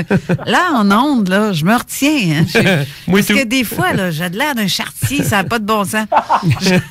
Mais je m'assume, je sais, je fais de même. C'est ça. Que tu viennes de la campagne ou de la ville, ça change rien. C'est l'environnement dans lequel tu vis, des fois. J'ai pas été élevé de même, pas en tout, par exemple. Peut-être parce que je suis un petit mouton noir de la famille. Ce qui doit être dit, doit être dit. C'est ça. Fait que, suite à ça, j'appelle ma soeur, puis je dis là, il y a quelqu'un ici, je suis pas capable, je le ressaie, mais je suis pas capable d'y parler. Tout de suite, elle a se met à me dire, elle m'a me raconter, je vais le raconter rapidement, mais elle se met à me raconter que c'est un homme assez carré, assez fort, il est agressif, il veut se battre avec tout le monde, puis il y a un berger allemand avec lui. Fait que le lendemain, je vois mon voisin, c'est à lui qu'appartenait cette maison-là avant qu'elle soit déménagée. Puis, juste pour vérifier, je lui demande, ça peut-tu arriver que quand la maison était là, avant d'être déménagée, il y a un homme qui habitait là avec un berger allemand? Il me regarde, il dit, ouais, comme ça, tu sais ça? Il dit, cet homme-là, il travaillait dans un bois, puis il aimait ça se battre, il était vraiment agressif, puis il rentrait dans les bars, puis il se battait avec tout le monde. Fait que là, tu fais, wow! Lui, il se pensait encore chez eux, puis il voulait rentrer, mais au moins, il était poli, il cognait pour rentrer. C'est pour dire que le phénomène ovni puis le phénomène paranormal, ça se suit pas mal. C'est pas mal. Oui, il y a un lien. Il y a un lien, bien des fois. La plupart, c'est ça, je trouve bien plate, là. La plupart des ufologues ne font pas de lien avec... Exact. Mais non, il y a un lien. Moi, j'ai joué dans les deux plates-bandes. Ouais. Avec Antis Québec, d'un côté, on a fait des enquêtes que j'ai participé. Je vais mentionner aussi, d'ailleurs, comme tantôt, j'ai dit, je fais pas partie. Zone Parallèle n'est pas Antise, il n'est pas Garpan, il n'est pas MUFON, et ni autre organisme quelconque, mais je travaille un peu avec tout le monde. Et j'ai fait des enquêtes, justement, avec Antis Québec au niveau fantomatique. Et il y a des choses, des fois, qu'on a captées là-dedans, que c'est rien d'un fantôme, façon de parler, là. Ouais. Ça n'a rien d'être une apparence humaine ou ancienne apparence humaine. Mais des fois, ça a des allures plutôt quasiment extraterrestres pour la plupart. Quand tu vois un être d'à peu près 18 pouces de haut qui te passe d'en face, là, et rapide, là, puis c'est pas une hallucination parce que tu es plusieurs à l'avoir vu en même temps. Et tu sais que c'est pas un enfant. Tu sais que c'est pas... parce que tu le vois, là. Ouais. Et ça n'a rien à voir avec... c'est plutôt des êtres... comment est-ce qu'on appelle ça? Non, les êtres... ma chum Josie me le dirait, là. Mais bref... Interdimensionnels. Qui font partie de la nature aussi. C'est ça que je veux dire. Oui. Il y en a que c'est comme ça. Comme des djinns? Ben, plus ou moins. Parce que les djinns, c'est relié avec la religion musulmane, où ce que pour eux, c'est le démon. Mais tu vois, ceux que... moi, je dirais que pour ceux qui disent avoir vu des djinns, des fois, ils peuvent pas compenser, mais comparer, non plus, c'est pas le mot, confondre. Ils pourraient confondre le fait que ça soit un petit gris. Ils vont dire que pour eux, c'est ça le démon, un petit gris. Là. Il y en a pour certaines personnes, c'est ça. Oui. C'est drôle que tu en parles parce que j'écoutais justement une intervention que François Beaubeau avait faite avec Jacques Vallée quand il était venu ici, en fait, là-bas, où est-ce que vous êtes? Moi, je suis à Montréal, devant le château Frontenac, quand il avait reçu sur son émission. Et M. Vallée disait qu'éventuellement, l'hypothèse extraterrestre, c'était une chose, mais que on devait... c'était correct aussi d'aller chercher dans les archives, puis dans l'Antiquité un peu, puis dans l'histoire, parce que toutes les histoires de fées, de Sasquatch, de lutins, de farfadets, était une représentation de ce que les gens vivaient à l'époque, avec l'aspect religieux de leur société. Donc, c'est encore là, c'est de voir les liens. C'est un bel exemple qu'on a maintenant, de voir comment qu'on peut interpréter un phénomène dans le cadre historique des choses. D'ailleurs, encore une fois, Yann Vanek qui est très, très bon dans ce genre de choses-là. Si vous aimez l'épimologie, par contre, de l'ufologie, ces conférences-là sont définitivement pour vous. Donc, encore une fois, c'est d'étudier le phénomène sur une très, très, très, très grande échelle de temps. Et tantôt, tu parlais aussi de phénomènes paranormaux. En tant qu'investigateur, c'est sûr que nous, notre travail, c'est de prendre la donnée, on reste le plus impartial possible parce qu'on se dit, ça peut être un journaliste, ça peut être un scientifique qui prend nos données. Il faut que nos dossiers soient concrets, concis. Il faut qu'ils comprennent, c'est à nous de s'adapter à leur langage. Et puis, à un moment donné, c'est que toutes nos expériences personnelles, parce que moi aussi, ça m'est arrivé d'avoir des expériences paranormales pendant une investigation. Moi, j'ai tendance à faire une petite annexe sur le côté, de dire, c'est intéressant que j'ai remarqué. Faut pas dire, parce qu'il faut pas faire de lien nécessairement, parce qu'on tombe plus dans l'impartialité à ce moment-là. Mais je me permets quand même de noter quelque chose que les gens, s'ils en ont besoin, vont pouvoir jouer avec d'une façon scientifique. Mais c'est vrai de dire qu'il y a beaucoup de phénomènes paranormaux quand on investigue un cas ufologique. On pense quasiment que les cas sont reliés, tu sais. Oui. C'est vrai. Moi, parce que justement, il y a trop d'addons. Il y a trop de. C'est trop. Je sais pas comment le dire. Il y a trop de similitudes dans certains cas. Et quand tu regardes un cas, mettons, de RR2, que trace au sol, c'est correct. Mais si on a un humanoïde ou un extraterrestre, ben ça devient un RR3. Mais si on a un entité ou un humanoïde ou un EPI, peu importe comment on veut l'appeler, mais qu'on n'a pas devenu, comment qu'on le code? Ben là, on va le rentrer dans la classe de la cryptozoologie. Donc, encore là, vous voyez, il y a des liens à faire avec tout ça. Tu sais, on parlait de cryptologie, justement. Il y a des fois où les gens vont prendre un ours de bout pour un... Mais c'est vraiment un ours, là. Mais il y en a qui vont tout de suite dire que c'est le Bigfoot. Mais c'est juste un ours qui marche sur deux pattes. J'en ai vu des vidéos de ça, d'un ours qui marche sur deux pattes. C'est possible. Oui, ça arrive. Mais il y en a qui vont tout de suite... Tu sais, ça dépend de la façon de voir ou de l'interprétation, parce que tout est de l'interprétation. À mon avis. C'est les filtres du cerveau qui... Exactement. De ce que tu as vécu depuis que tu étais au monde. Et qui analysent, puis qui vont te faire voir une image comme, c'est de même, ça marche. C'est ça que tu as vu. Mais oui, tes cerveaux sont vivants, c'est eux qui vont chercher l'information, puis qui l'analysent, puis qui la montrent. En effet. Oui, en effet. C'est eux qui traduisent l'information qui rentre. Là. Hey, les boys, on va devoir retourner en pause. Non! Ben oui, c'est... On vous revient tout de suite après.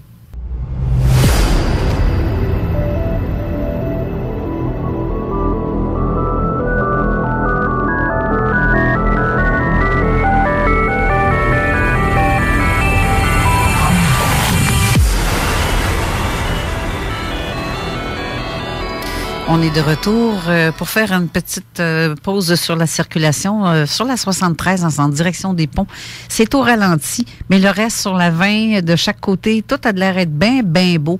Mais soyez patients, ceux qui partent pour la 20 pour s'en aller vers les ponts, c'est légèrement au ralenti. Petite circulation fluide, pas fluide, non fluide, justement.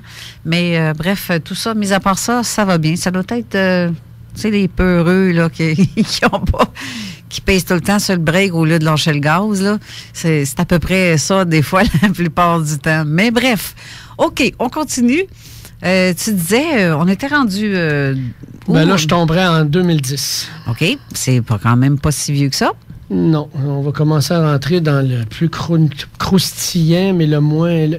C'est devenu épeurant et moins épeurant en même temps. C'est ce qui a permis de me débarrasser d'eux complètement.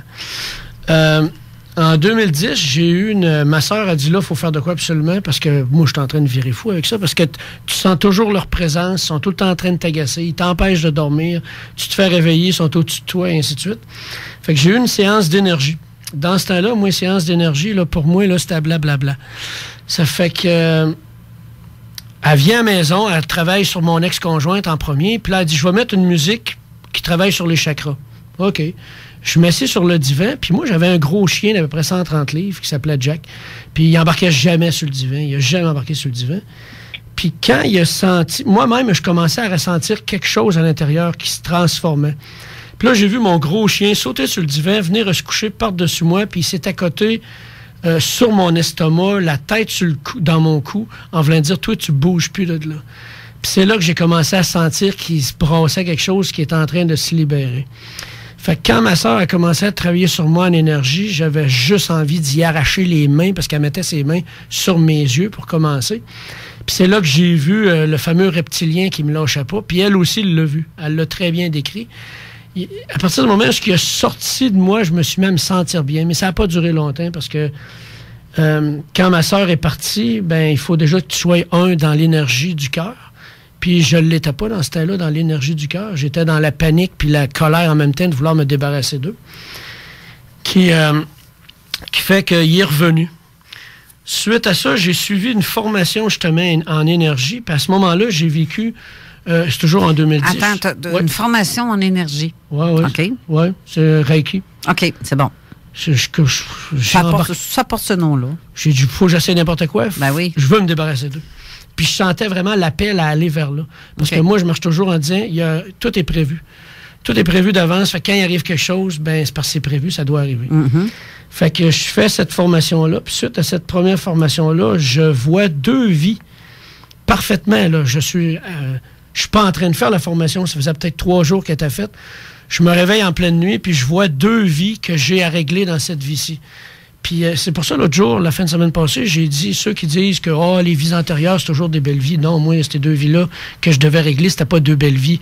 Mais ça venait expliquer qui j'étais dans cette vie-ci, parce que j'avais des capacités, exemple, avec les armes à feu, que je comprenais même pas moi-même. Là. Pour moi, c'était extrêmement facile de tirer sur un objet puis de jamais le manquer ou de, sans viser, faire des démonstrations de pigeons d'argile. Je me suis mis à faire ça, même si je n'avais jamais fait ça.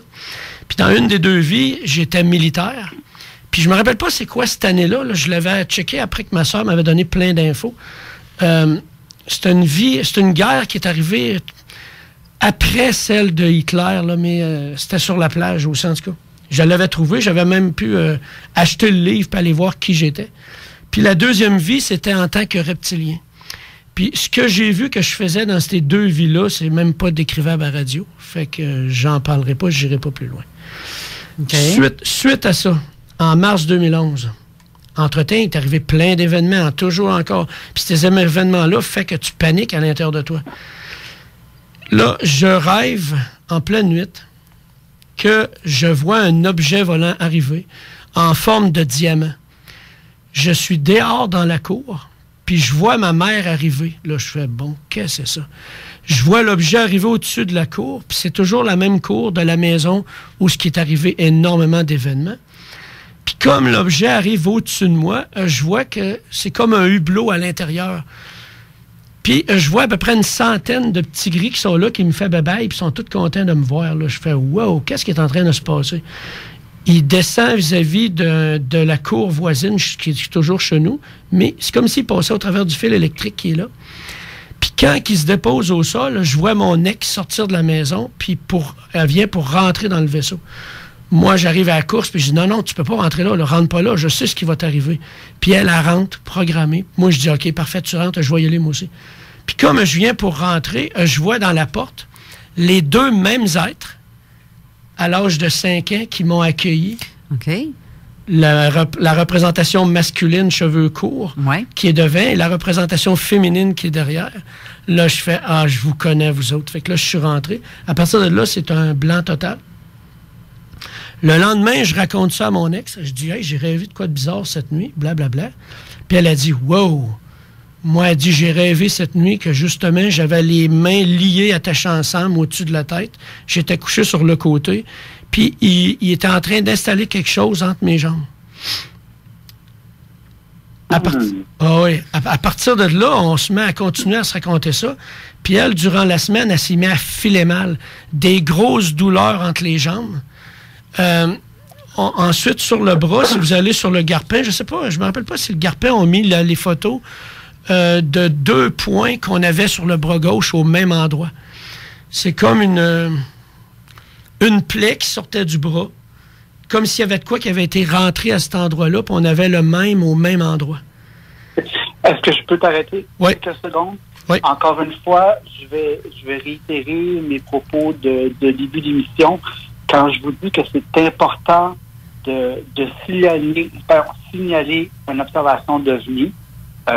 Si vous pensez avoir été en contact avec des êtres comme ça, le mot le plus important à se rappeler, c'est le plus rapidement possible, vous appelez un organisme. Pourquoi? Parce que les évidences peuvent disparaître d'après ce que j'ai compris avec les différentes conférences que j'ai écoutées, mettons aux États-Unis ici, que ça disparaît entre 2 heures, 3 heures et 3 semaines. Donc, si c'est pour nous, on peut intervenir rapidement parce qu'on veut se rapprocher du phénomène le plus rapidement possible. Si on peut passer un ultraviolet pour voir les marques, parce que si dans la réalité de ta conjointe, de ta copine, était attachée, donc si nous, on peut essayer de trouver des marques, parce que s'il y a contact physique, il y a un échange de matière, c'est sûr. Ça, c'est garanti, que ce soit sur l'eau universelle. Donc, est-ce qu'on peut trouver de la protéine? Souvent, quand on va passer un blue light, on va avoir une protéine sur la peau qui va rester pendant longtemps. Ça peut être une marque d'un implant aussi. Et le docteur Lear, avant son décès, justement, a retiré à peu près 17 implants avec son équipe. Et il y a des matériaux, là, il y a des outils électroniques, MF ou HF, qu'on peut détecter justement les implants à l'intérieur. Donc, c'est quelque chose de très, très, très, très simple. Là, je ne veux pas alerter personne, mais je veux dire, une équipe qui va être capable de répondre rapidement, va être capable de prendre ça en charge rapidement. Donc, même si on a peur, même si on n'est pas sûr, rappelez-vous que ces gens-là ont quand même 70 ans. C'est pas des experts et des scientifiques nécessairement, j'en conviens. Mais l'ufologie, depuis 70 ans, nous a donné des outils et de la formation concrète pour être capable de élaborer quand même un certain degré d'intervention. Donc, voilà. Donc, c'est ce petit point que je voulais faire. OK. Suite à ça, elle a eu un gros problème de santé vis-à-vis de cet endroit-là, qui est en lien, selon nous, pas mal par rapport à ça. Tu dis entre les jambes, dans le fond, là. C'est comme les organes. Oui, c'est ça. Dans les organes génitaux. Ils ont passé par là. Donc, maux de ventre et maux de probablement de chaque côté, tout ce qui est le système reproducteur, dans le fond. Oui. OK. Moi, je serais curieux de savoir, est-ce qu'il y a eu perte de sang par la suite? Et si oui, est-ce qu'il y a eu une consultation médicale? Puis est-ce qu'il y a eu peut-être une idée de peut-être Madame souffre d'anémie, peut-être? Tu sais, j'ai dit ça de même, là. Ouais. Investigation oublie, tu sais, moi, ce genre de questions que j'aurais peut-être posé. OK. OK. Parce qu'il y a des choses que je peux pas tout raconter. Non. Fait que... Mon but, c'est... Non, c'est ça, je veux pas qu'on aille là, mais on comprend un peu la démarche. C'est ça. Il y a eu perte de sang, éventuellement, il y a eu peut-être médicalement, ça peut passer pour une anémie, mais encore là, si je le mentionne, c'est parce que c'est pas la première fois qu'on voit ce pattern-là, ou ce modus operandi-là. Il y a beaucoup de cas qui nous pointent vers cette direction-là. C'est ce que je dis. OK. Suite à ça, en 2011, un peu plus tard vers l'automne, on arrive à la maison et tout d'un coup, en direction de, on va dire, Saint-Malachie, on voit apparaître une boule blanche puis qui commence à se déplacer vers l'est, mais très lentement. On l'a observé longtemps se déplacer. En 2011 encore une lumière blanche qui se déplace, mais juste avant, parce que je viens de sauter une chose, pendant qu'on regardait les perséides, on était installés dehors. Au mois d'août, là, dans le temps de... Oui, au mois d'août, on observait les perséides. À chaque année, il y a de quoi dans ces coins. Ah, OK, oui. Ça passe inaperçu. Tu sais, quand tu vois le ciel parfaitement, puis tout d'un coup, tout devient noir. Oui, oui. Puis tu vois que le noir est triangulaire. Tu vois plus les étoiles, là. Non, il n'y a plus rien, là. Non, c'est ça. C'est noir. Mm-hmm. Il n'y avait aucune lumière, mais c'est noir. Puis tu vois que le ciel étoilé parfait, parce qu'en campagne, tu vois très bien le ciel. Il n'y a pas de lumière. À moins d'avoir noir triangulaire. À moins d'avoir, malencontreusement, bizarrement, un nuage de forme triangulaire parfait. Mais coudonc, on va laisser le doute. Non, c'est un théâtre hydro-vie, voyons. J'avais juste envie de dire, ça pourrait arriver, étant donné qu'il y a des scientifiques qui disent que c'est la lumière qui reflète par le nuage, qui reflète par le lac, qui retourne sur Saturne et qui revient en direction de la Terre. L'arbre dans ses feuilles, Marie-Laure Dondé, regardons ça. Ou de dire qu'un éléphant peut tenir sur une marguerite, comme dans le film JFK. Oui, sur le bout de la queue. Ouais. OK. Un soir d'automne, je sors mes chiens à l'extérieur, puis ça me dit de regarder le ciel. Je regarde au-dessus de moi et je vois une petite constellation d'étoiles, je ne sais pas son nom, est en forme triangulaire. Il y a 3 étoiles. Et tout à coup, il y a une de ces 3 étoiles-là, mais en fait, ce n'est pas les étoiles. C'est qu'il y avait 3 objets placés, chacun une vis-à-vis de l'étoile, pour te faire croire que c'est des étoiles qui sont là. J'en vois un qui se déplace vers le nord, un deuxième qui suit et le troisième. Se sont suivis les 3, ils sont partis lentement vers le nord. Mais les vraies étoiles étaient toujours là. Ça a été vraiment spécial. À ce moment-là, j'ai appelé tout de suite ma sœur pour voir, connecte-toi, puis dis-moi c'est qui. Elle est capable de le faire. Puis elle a dit, ça c'est une race qui sont là pour nous aider. En 2011, c'est là que ça a été vraiment freakant. Ta sœur dit que c'est une race, ou c'est toi? C'est ma sœur. OK, mais elle a pris ça où? Elle s'est connectée sur eux. Tu peux te connecter sur eux, là. Oui, mais donc elle a ressenti ça. Elle l'a ressenti ou elle entend ça? Elle l'a ressenti, elle les a vus, puis en plus, elle les a vus. Il parle de télépathie aussi? Oui. Fait qu'elle dit, eux autres sont bons, sont là pour nous aider, ils sont juste là pour observer. OK. Mais ça a été vraiment spécial que tu vois la première étoile partir, la deuxième, puis la troisième. Puis après ça, ils suivaient à queue leu comme ça en direction du nord. Suite à ça, puis c'est pour ça tantôt que j'ai parlé de la conférence sur les pyramides d'Égypte, les êtres de Sirius.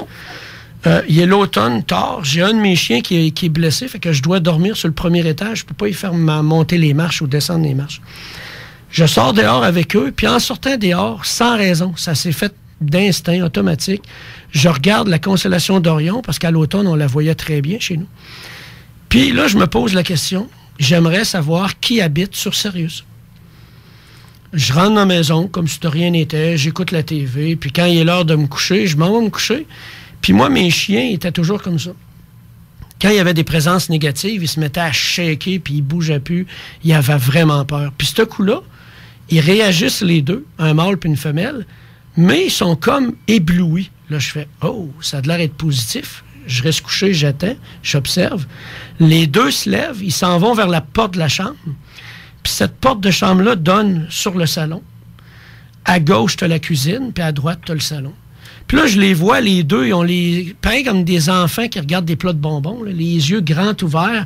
Puis les deux, en même temps, la tête tourne vers la gauche, tourne vers la droite. Ils sont en train de suivre quelque chose. Regarde, ils voient de quoi, c'est sûr. Là. Fait que là, à l'intérieur de moi, j'ai dit, waouh, ils ont de l'air tellement bien, c'est positif, j'observe. Fait que je me ferme les yeux, puis je laisse venir.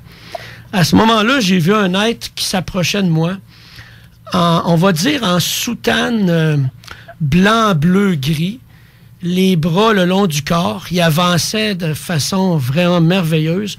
C'est comme s'il y avait des lumières à l'intérieur comme à l'extérieur de lui. Il était illuminé de partout.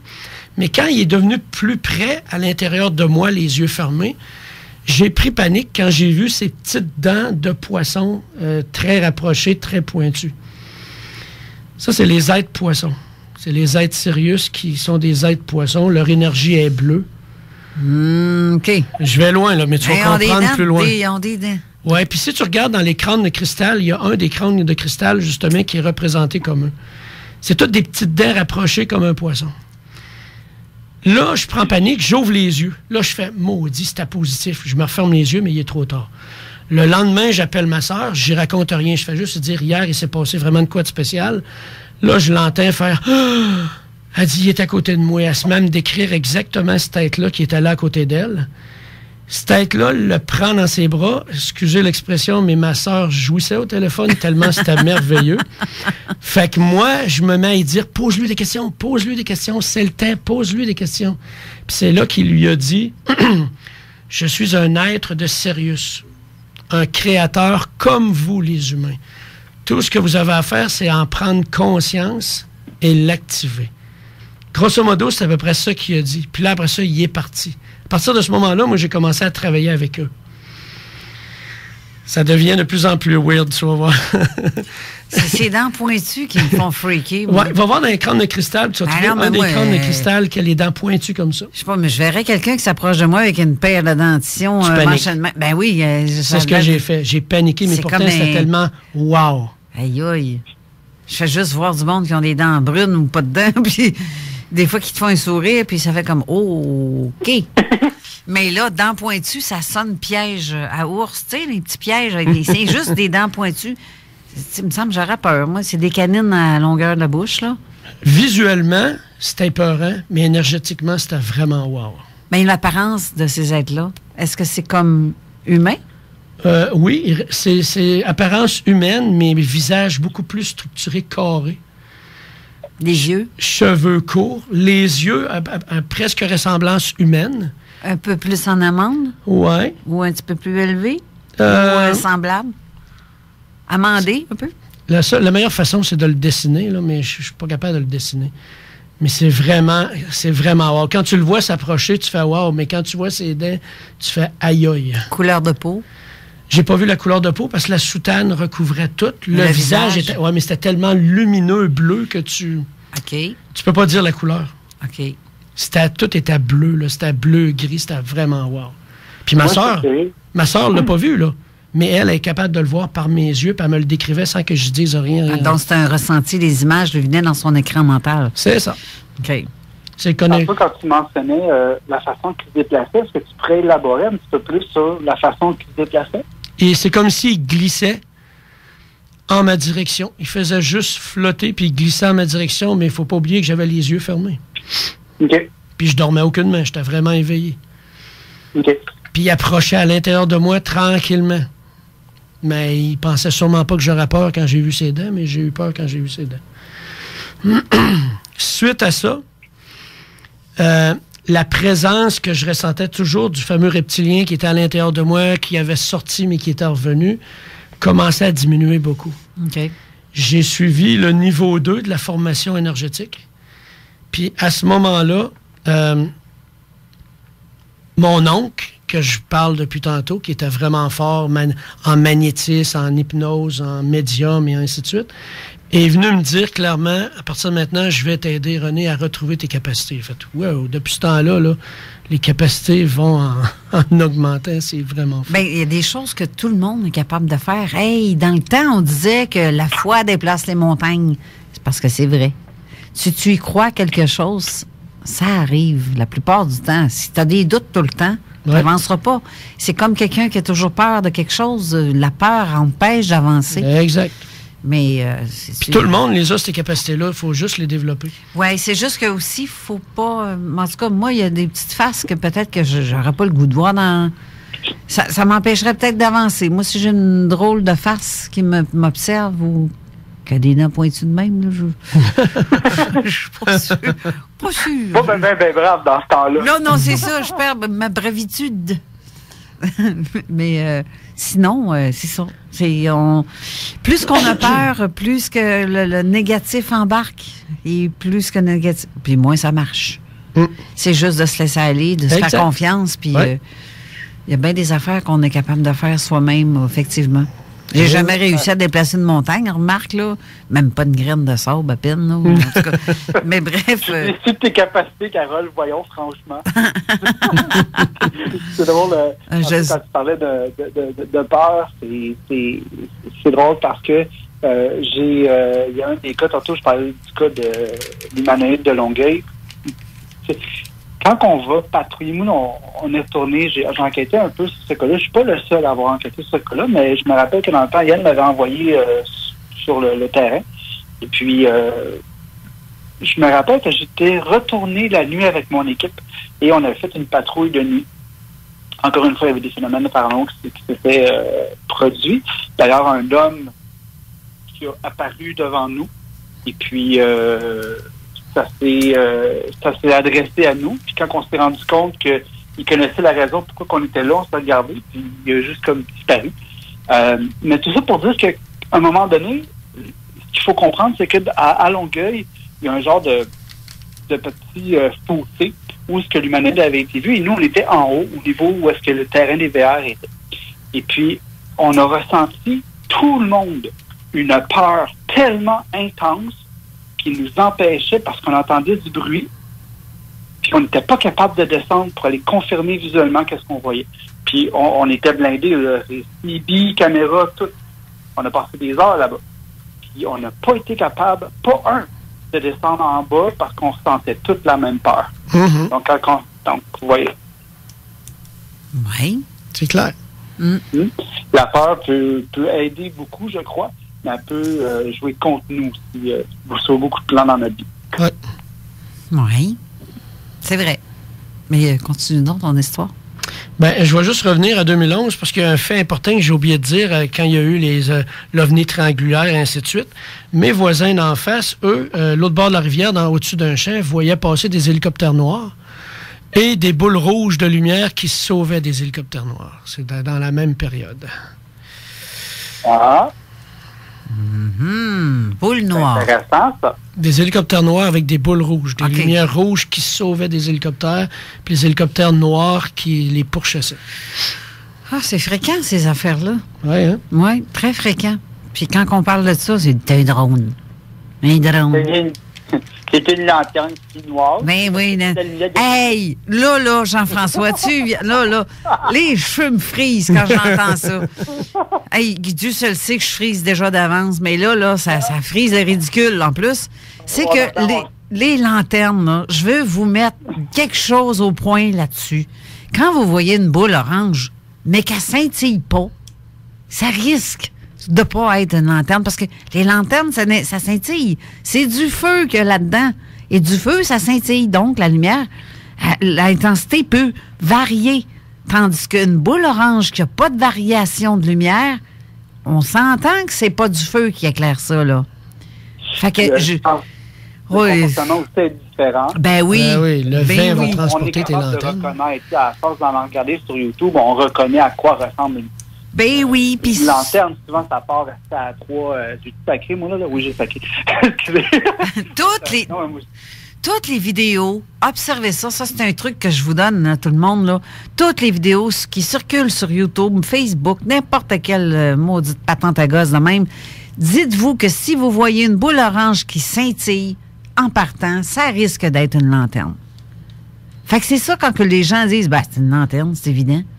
Oui, ça peut être évident. Oui, mais pour d'autres, ben c'est ça. Vous dites tout le temps que c'est des lanternes. Non, c'est parce que, regardez, il y a des indices là, qui parlent. Là. C'est évident que c'est ça. Mais c'est pas toujours ça. Parce que des boules qui scintillent pas, j'en ai vu. Et je suis pas la seule à en avoir vu. Ben non. Et il y a des tonnes de monde. Quand les gens disent oui, j'ai vu, oui, c'est possible. Mais quand tu es dans un secteur boisé et qu'il n'y a pas de maison dans le coin, ben là, je sais pas qui serait assez cave de mettre le feu sur un truc comme ça pour envoyer ça au-dessus d'un bois. Tu sais, c'est assez pour mettre le feu. Tu sais, c'est niaiseux, là. Ça serait niaiseux de faire... Ça, c'est pire qu'un microbe, ça. Il y en a partout de ça. Ou quand on va dans l'autre extrême, quand cette boule-là qui émet de l'énergie, quand le témoin s'exprime sur c'était beau, je ressentais quelque chose, cette boule-là était gros comme un ballon de plage, exemple. En parlant de l'uniformité, justement, de la couleur de la lumière, c'était une chose. Mais quand le phénomène se transporte de toi en toi, se stabilise dans le ciel, quand il y a beaucoup de vent, quand il décide de descendre au ras du sol, de remonter et de repartir dans le sens inverse, je pense qu'on faut se poser des questions. Une lanterne chinoise ne fait pas ça nécessairement. Ben non. Et ça suit le vent. Et si tu vois qu'il vente de gauche à droite, puis que la boule s'en va de droite à gauche face au vent, ben là, t'as un problème, là. Ben, ça peut être... À moins d'avoir des hélices en arrière. Là, ça peut être la chandelle qui est devenue un objet de réaction qui fait que ça pousse la lanterne et que ça se déplace. Ben là, c'est parce que ça s'en va vers le haut et non gauche-droite, puis tu peux pas manipuler. Tu sais, c'est pas pareil. Bref. Il faut comprendre qu'on ne dit pas que ça n'existe pas. On ne dit pas que c'est pas tout le temps ça, puis on ne veut pas prêcher uniquement là-dessus. Mais c'est vrai que les lanternes chinoises, c'est une source de problème pendant de nombreuses années dans la communauté ufologique, qui nous a quand même mis un peu au challenge. On reconnaît que ça existe, on gère avec, mais c'est pas tous les cas qui sont explicables par une lanterne chinoise. Exact. Donc, il faut être impartial. Exact. Savez-vous quoi? Faut retourner à la pause. Il reste une demi-heure avant la fin de l'émission, donc on n'a pas le choix. Et on vous revient tout de suite après.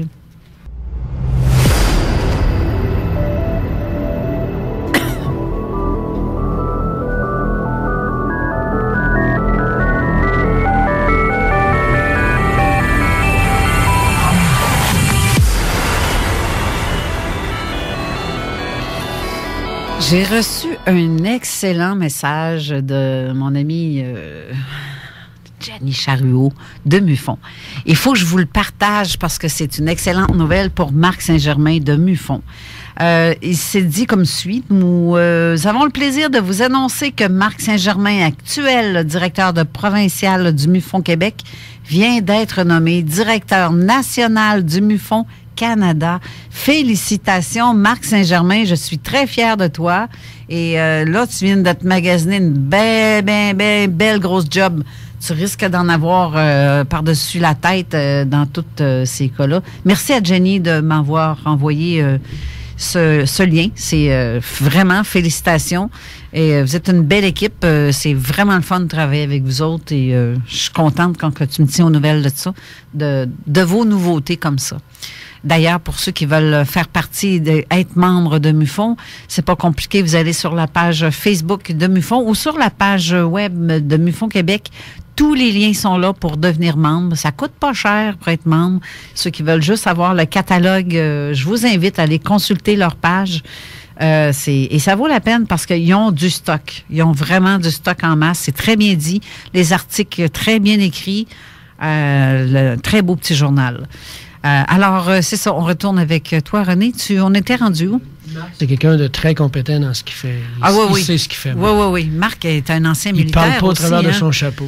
C'est un ancien militaire. Fait qu'il en a vu. Il sait.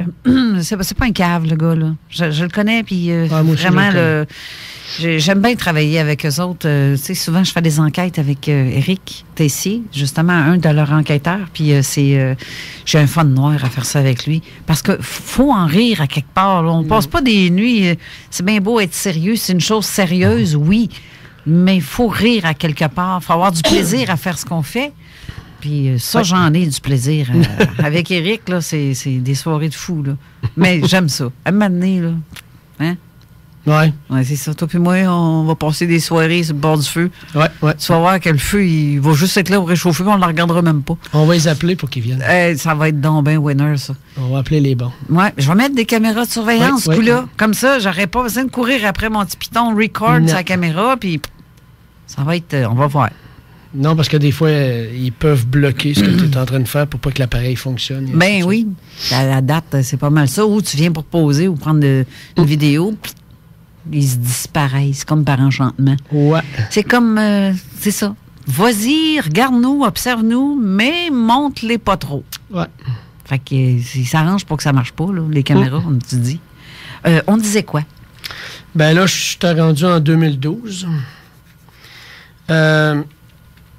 Encore un phénomène paranormal, mais vraiment spécial, qui a augmenté encore des capacités.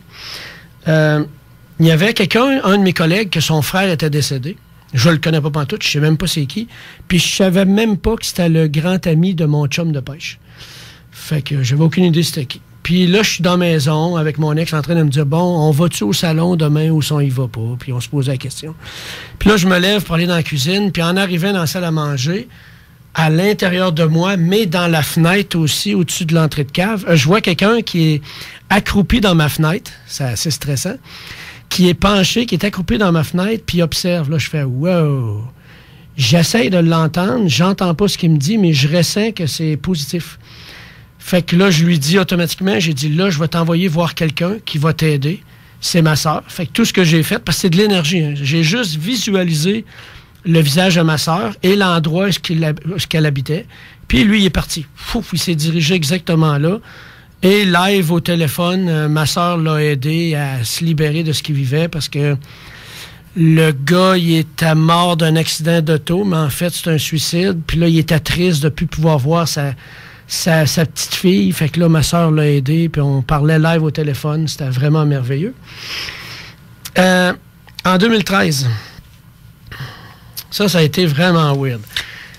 C'est la première fois que je voyais de quoi on a de l'air en énergie. Donc, la boule de lumière au niveau du cœur et tous les chakras qui sont en énergie. Je dors, il est environ 3h30 de la nuit, puis je me fais brasser dans mon lit. Mais vraiment, là, mon corps physique brasse dans le lit. Mon œil gauche ouvre pour observer ce qui se passe, puis je vois que c'est ma sœur qui est au-dessus de moi, qui me brasse par le cou. Elle me tient comme ça, puis elle me secoue, puis elle dit « Réveille-toi, tu vas être en retard. Réveille-toi, tu vas être en retard. » Là, je fais « Hein, qu'est-ce qui se passe? » Puis là, je la vois qu'elle passe au-dessus de moi, puis elle se dirige vers mon radio, réveil matin. Puis elle retourne au pied du lit, puis là, elle arrête là. Puis c'est quand qu'elle a arrêté là, ma sœur est pas grande. Puis j'ai vu sa grandeur, mais ce que je voyais, c'est comme un fluorescent d'un blanc-bleu parfait, mais au niveau du cœur, c'était une belle grosse boule lumineuse. Puis je la vois sortir par la fenêtre. Je me rendors. Le lendemain, je l'appelle, je dis « Ouais, j'ai dit, c'est passé de quoi de bizarre cette nuit? » Puis elle dit « Hey, parle-moi-en pas, j'ai rêvé que tu passais droit. » Puis que là, je m'en allais te réveiller, puis que je te secouais. Puis à un moment donné, elle dit, j'ai vu tes bas avaient de l'air étrange. Ils se défaisaient. Fait que je les ai défaits, puis je les ai placés sur ton radio. Quand je me suis réveillé le matin, mes bas étaient placés sur le radio. Donc, physiquement, elle a déplacé mes bas. Puis en plus, elle les a défaits parce qu'avec mes souliers qui étaient maganés, je mettais 2 paires de bas pour être à l'aise. Fait que ça peut dire que même si c'est énergétique, tu peux déplacer la matière. C'est drôle que tu t'en parles. Je fais beaucoup de liens. Plus que je t'entends parler, plus que je fais des liens avec des cas que j'ai étudiés. Et puis, souvent, les enlèvements, justement, résultent à... Ils m'ont pas chié dans le bon département. Ils m'ont mis mon chandail à l'envers quand ils m'ont ramené. Exact. Oui, c'est vrai, on entend ça. Souvent, cette chose-là. Ouais. C'est drôle parce que moi, j'ai une question de notre ami Jean Morissette. Pourquoi est-ce qu'ils n'apparaissent pas directement? Tu viens de me... Ouais, tu viens de me... C'est en plein ça que je voulais demander. T'as lu la même affaire que moi? Oui, c'est ça, mais on est rendu apparemment dans une nouvelle ère, dans une nouvelle énergie planétaire. Ouais. Pourquoi qu'ils nous droppent pas ça d'en face, comme on dit, puis pourquoi ils apparaissent à certaines personnes, puis peut-être pas à d'autres?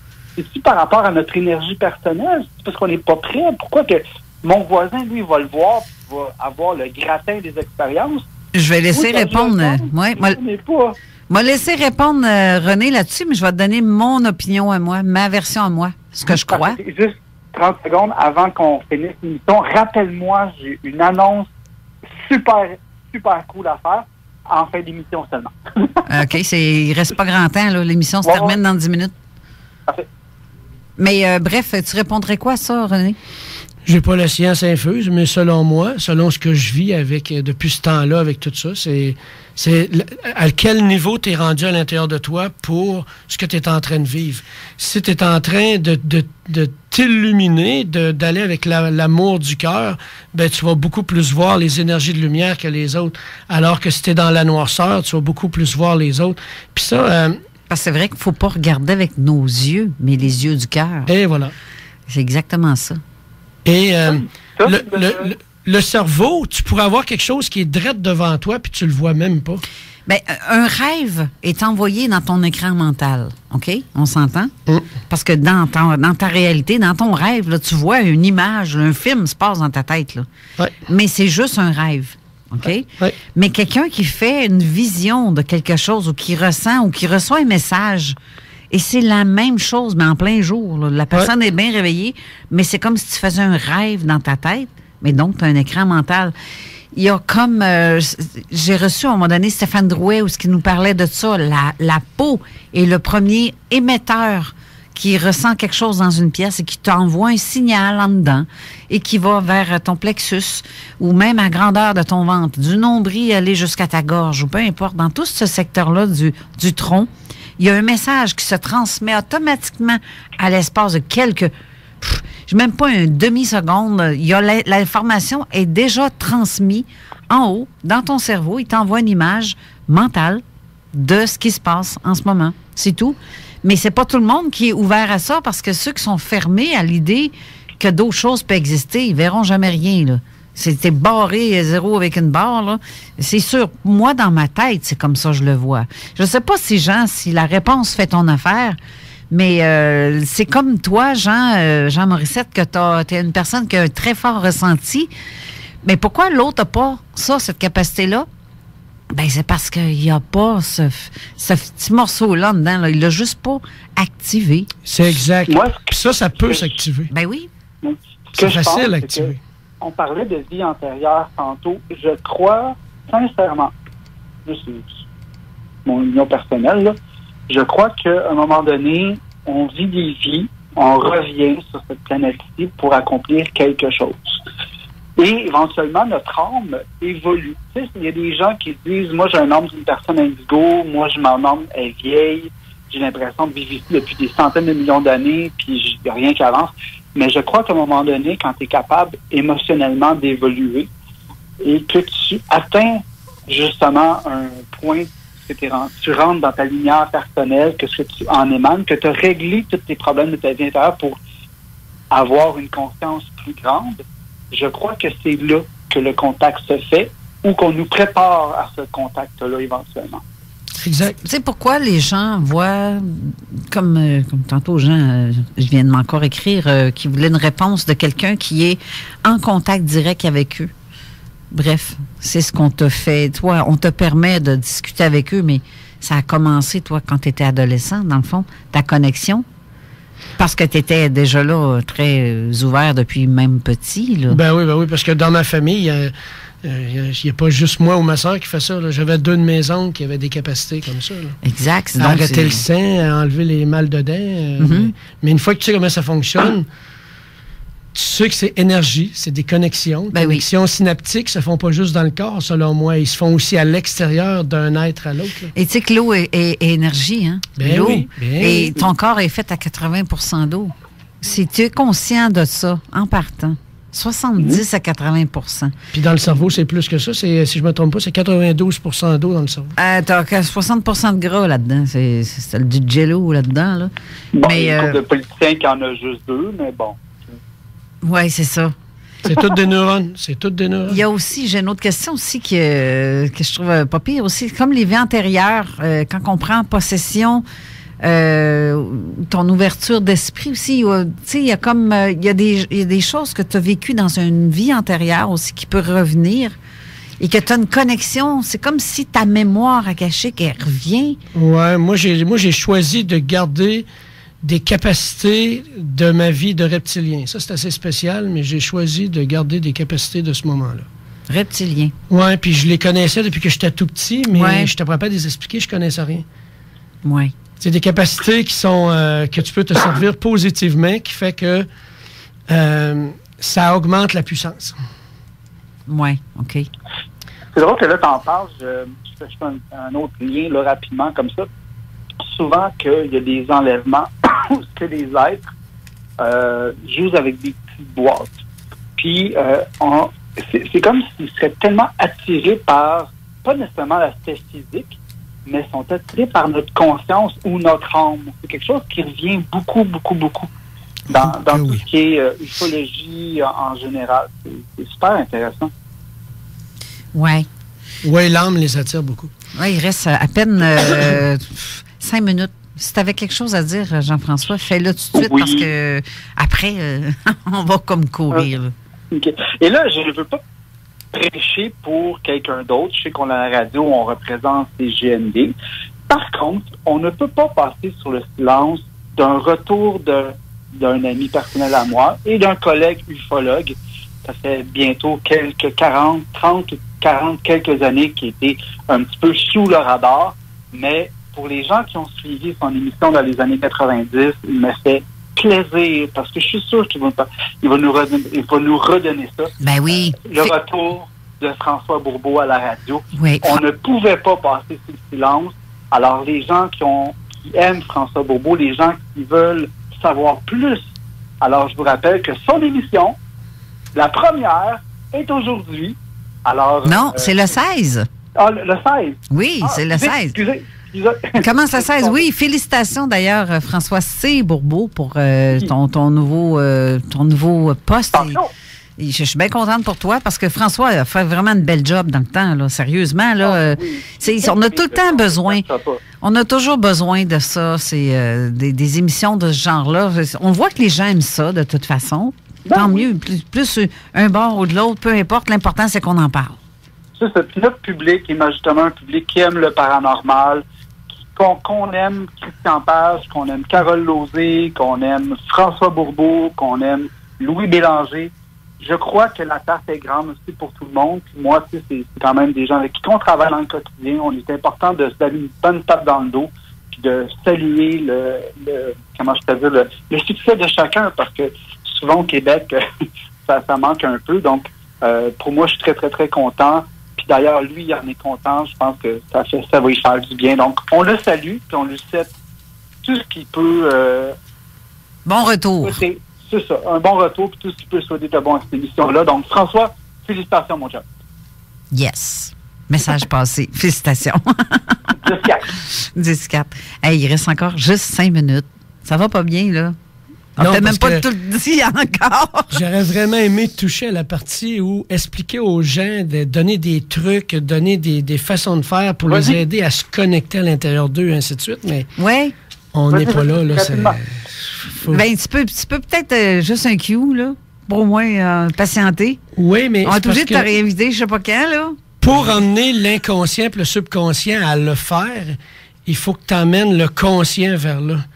Fait que c'est pour ça qu'il faut que tu suives une ligne directrice, puis tranquillement, le conscient embarque, parce que les gens se mettent à ressentir ce que tu lui dis, puis c'est là que ça embarque. C'est pour ça que moi, je me suis amusé souvent avec les fameuses neurones miroirs. Tu sais, tu regardes quelqu'un qui bâille, puis tu te mets à bâiller.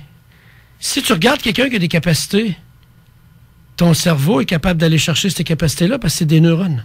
Oui. Fait que je me suis amusé beaucoup avec ça en regardant des séries télévisées, ainsi de suite, qui fait que tu as des capacités qui se développent, puis tu fais « Wow, qu'est-ce qui est en train de se produire là? » Tu peux connecter avec des gens tellement facilement. C'est même pas de l'énergie ou de quelque chose de vraiment flyé, là. Parfois, juste d'imiter les gestes que quelqu'un fait, puis tu vas te mettre à ressentir ce que l'autre est en train de vivre. Puis ils l'ont même fait en laboratoire. Vous pouvez retrouver une vidéo, j'enverrai le lien à Carole, ça veut le mettre. Une expérience qui a été faite d'un homme qui a vécu quelque chose de vraiment marquant dans sa vie. L'autre ne le connaît pas du tout. Ils sont juste placés face à face l'un de l'autre. Celui qui ne l'a pas vécu fait juste imiter les gestes que l'autre fait tout le long. Puis à la fin, il est capable de se connecter sur la personne qui a vécu quelque chose de wow, puis de décrire exactement ce qu'il a vécu. C'est rien que des connexions, c'est du ressenti. Les cerveaux sont capables de communiquer l'un à l'autre. Puis c'est connu, ça, là. C'est pas quelque chose de flyé, de « Oh, lui, il doit en prendre du bon pour raconter ça. » Non, non. C'est véridique. C'est là. Ça se vit. C'est vrai. Mais comme je viens de voir qu'il y avait d'autres commentaires, parce qu'il y en a qui ont cliqué sur le poster direct, ils ont écrit quelque chose là. Il y en a qui ont écrit ailleurs, mais je viens de voir les messages apparaître et les textos aussi. Il y a des fois qu'il y a des choses que j'avais pas vues dans le clavardage. Merci beaucoup pour vos commentaires et de ce que vous nous écrivez. En fait, Chantal aussi, qui dit aussi qu'elle trouve ça dommage. Dans certains cas, c'est l'utilisation de l'hypnose régressive qui, malheureusement, peut implanter des interprétations d'événements qui peut fausser les souvenirs des témoins. Exact. Il y en a qui font ça. Hein? Exact. Parce que l'hypnose, l'inconscient déteste le vide. S'il n'y a pas la réponse, il va l'inventer. Puis si pendant que tu travailles avec lui en hypnose, puis que tu lui poses une question avec un sous-entendu, ou tu reprends une parole que lui a dit, mettons, il y avait un objet métallique, mais tu reprends l'objet de métallique, tu peux être en train de lui implanter quelque chose, alors que si tu n'utilises pas le mot objet métallique, il peut peut-être bien complètement changer de track puis plus parler de l'objet métallique. Je suis content que tu en parles parce que c'est d'ailleurs on n'embarque pas sur une investigation puis on va pas prôner l'hypnothérapie d'emblée avec une personne qui a été enlevée. Je suis associé avec une personne certifiée qui est compétente sous des paramètres extrêmement précis parce que justement, ça peut nuire aux témoins. Donc, faut en être très, très, très conscient. Puis c'est pas à la portée de n'importe qui non plus. Je suis diplômé en hypnose professionnelle. Puis c'est à faire très attention parce que juste un mot utilisé peut suggérer quelque chose à la personne. Puis de façon inconsciente, la personne le prend pour réel parce que le subconscient lui fait pas la différence entre ce qu'il vit réellement puis ce qu'il peut s'imaginer ou ressentir. Pour lui, c'est la vraie réalité qu'il est en train de vivre. Fait que c'est toujours faire attention. C'est pas digne de vérité absolue, ça, là. Non, absolument. Puis souvent, il faut faire attention puis qu'on ramène le témoin, que ce soit, un viol, une attaque, un meurtre ou un enlèvement. Souvent, on va faire revivre à un certain degré l'événement à la personne. Donc, il faut faire attention. Moi, je suis très distant de ça. C'est à faire très attention parce que tout ce qui est régression réelle, seuls les professionnels peuvent le faire, dont les psychologues, les psychiatres. Tout ce qui est régression réelle, c'est juste eux autres qui peuvent faire ça.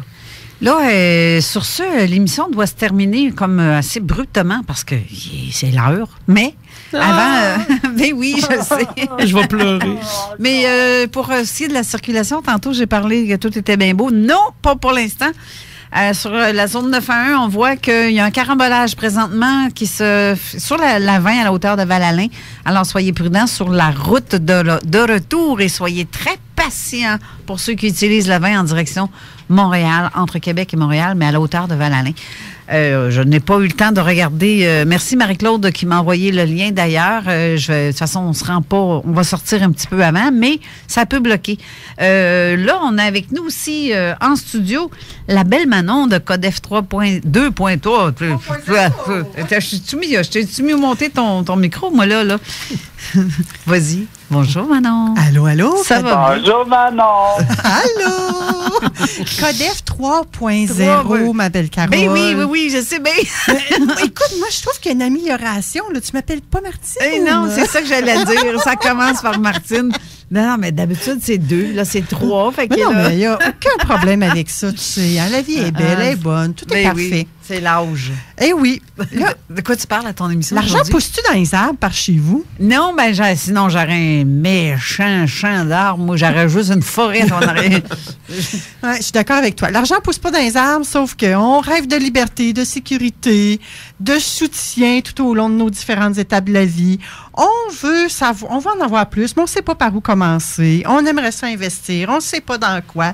On va démystifier un petit peu de tout ça avec notre expert financier d'aujourd'hui et encore plus.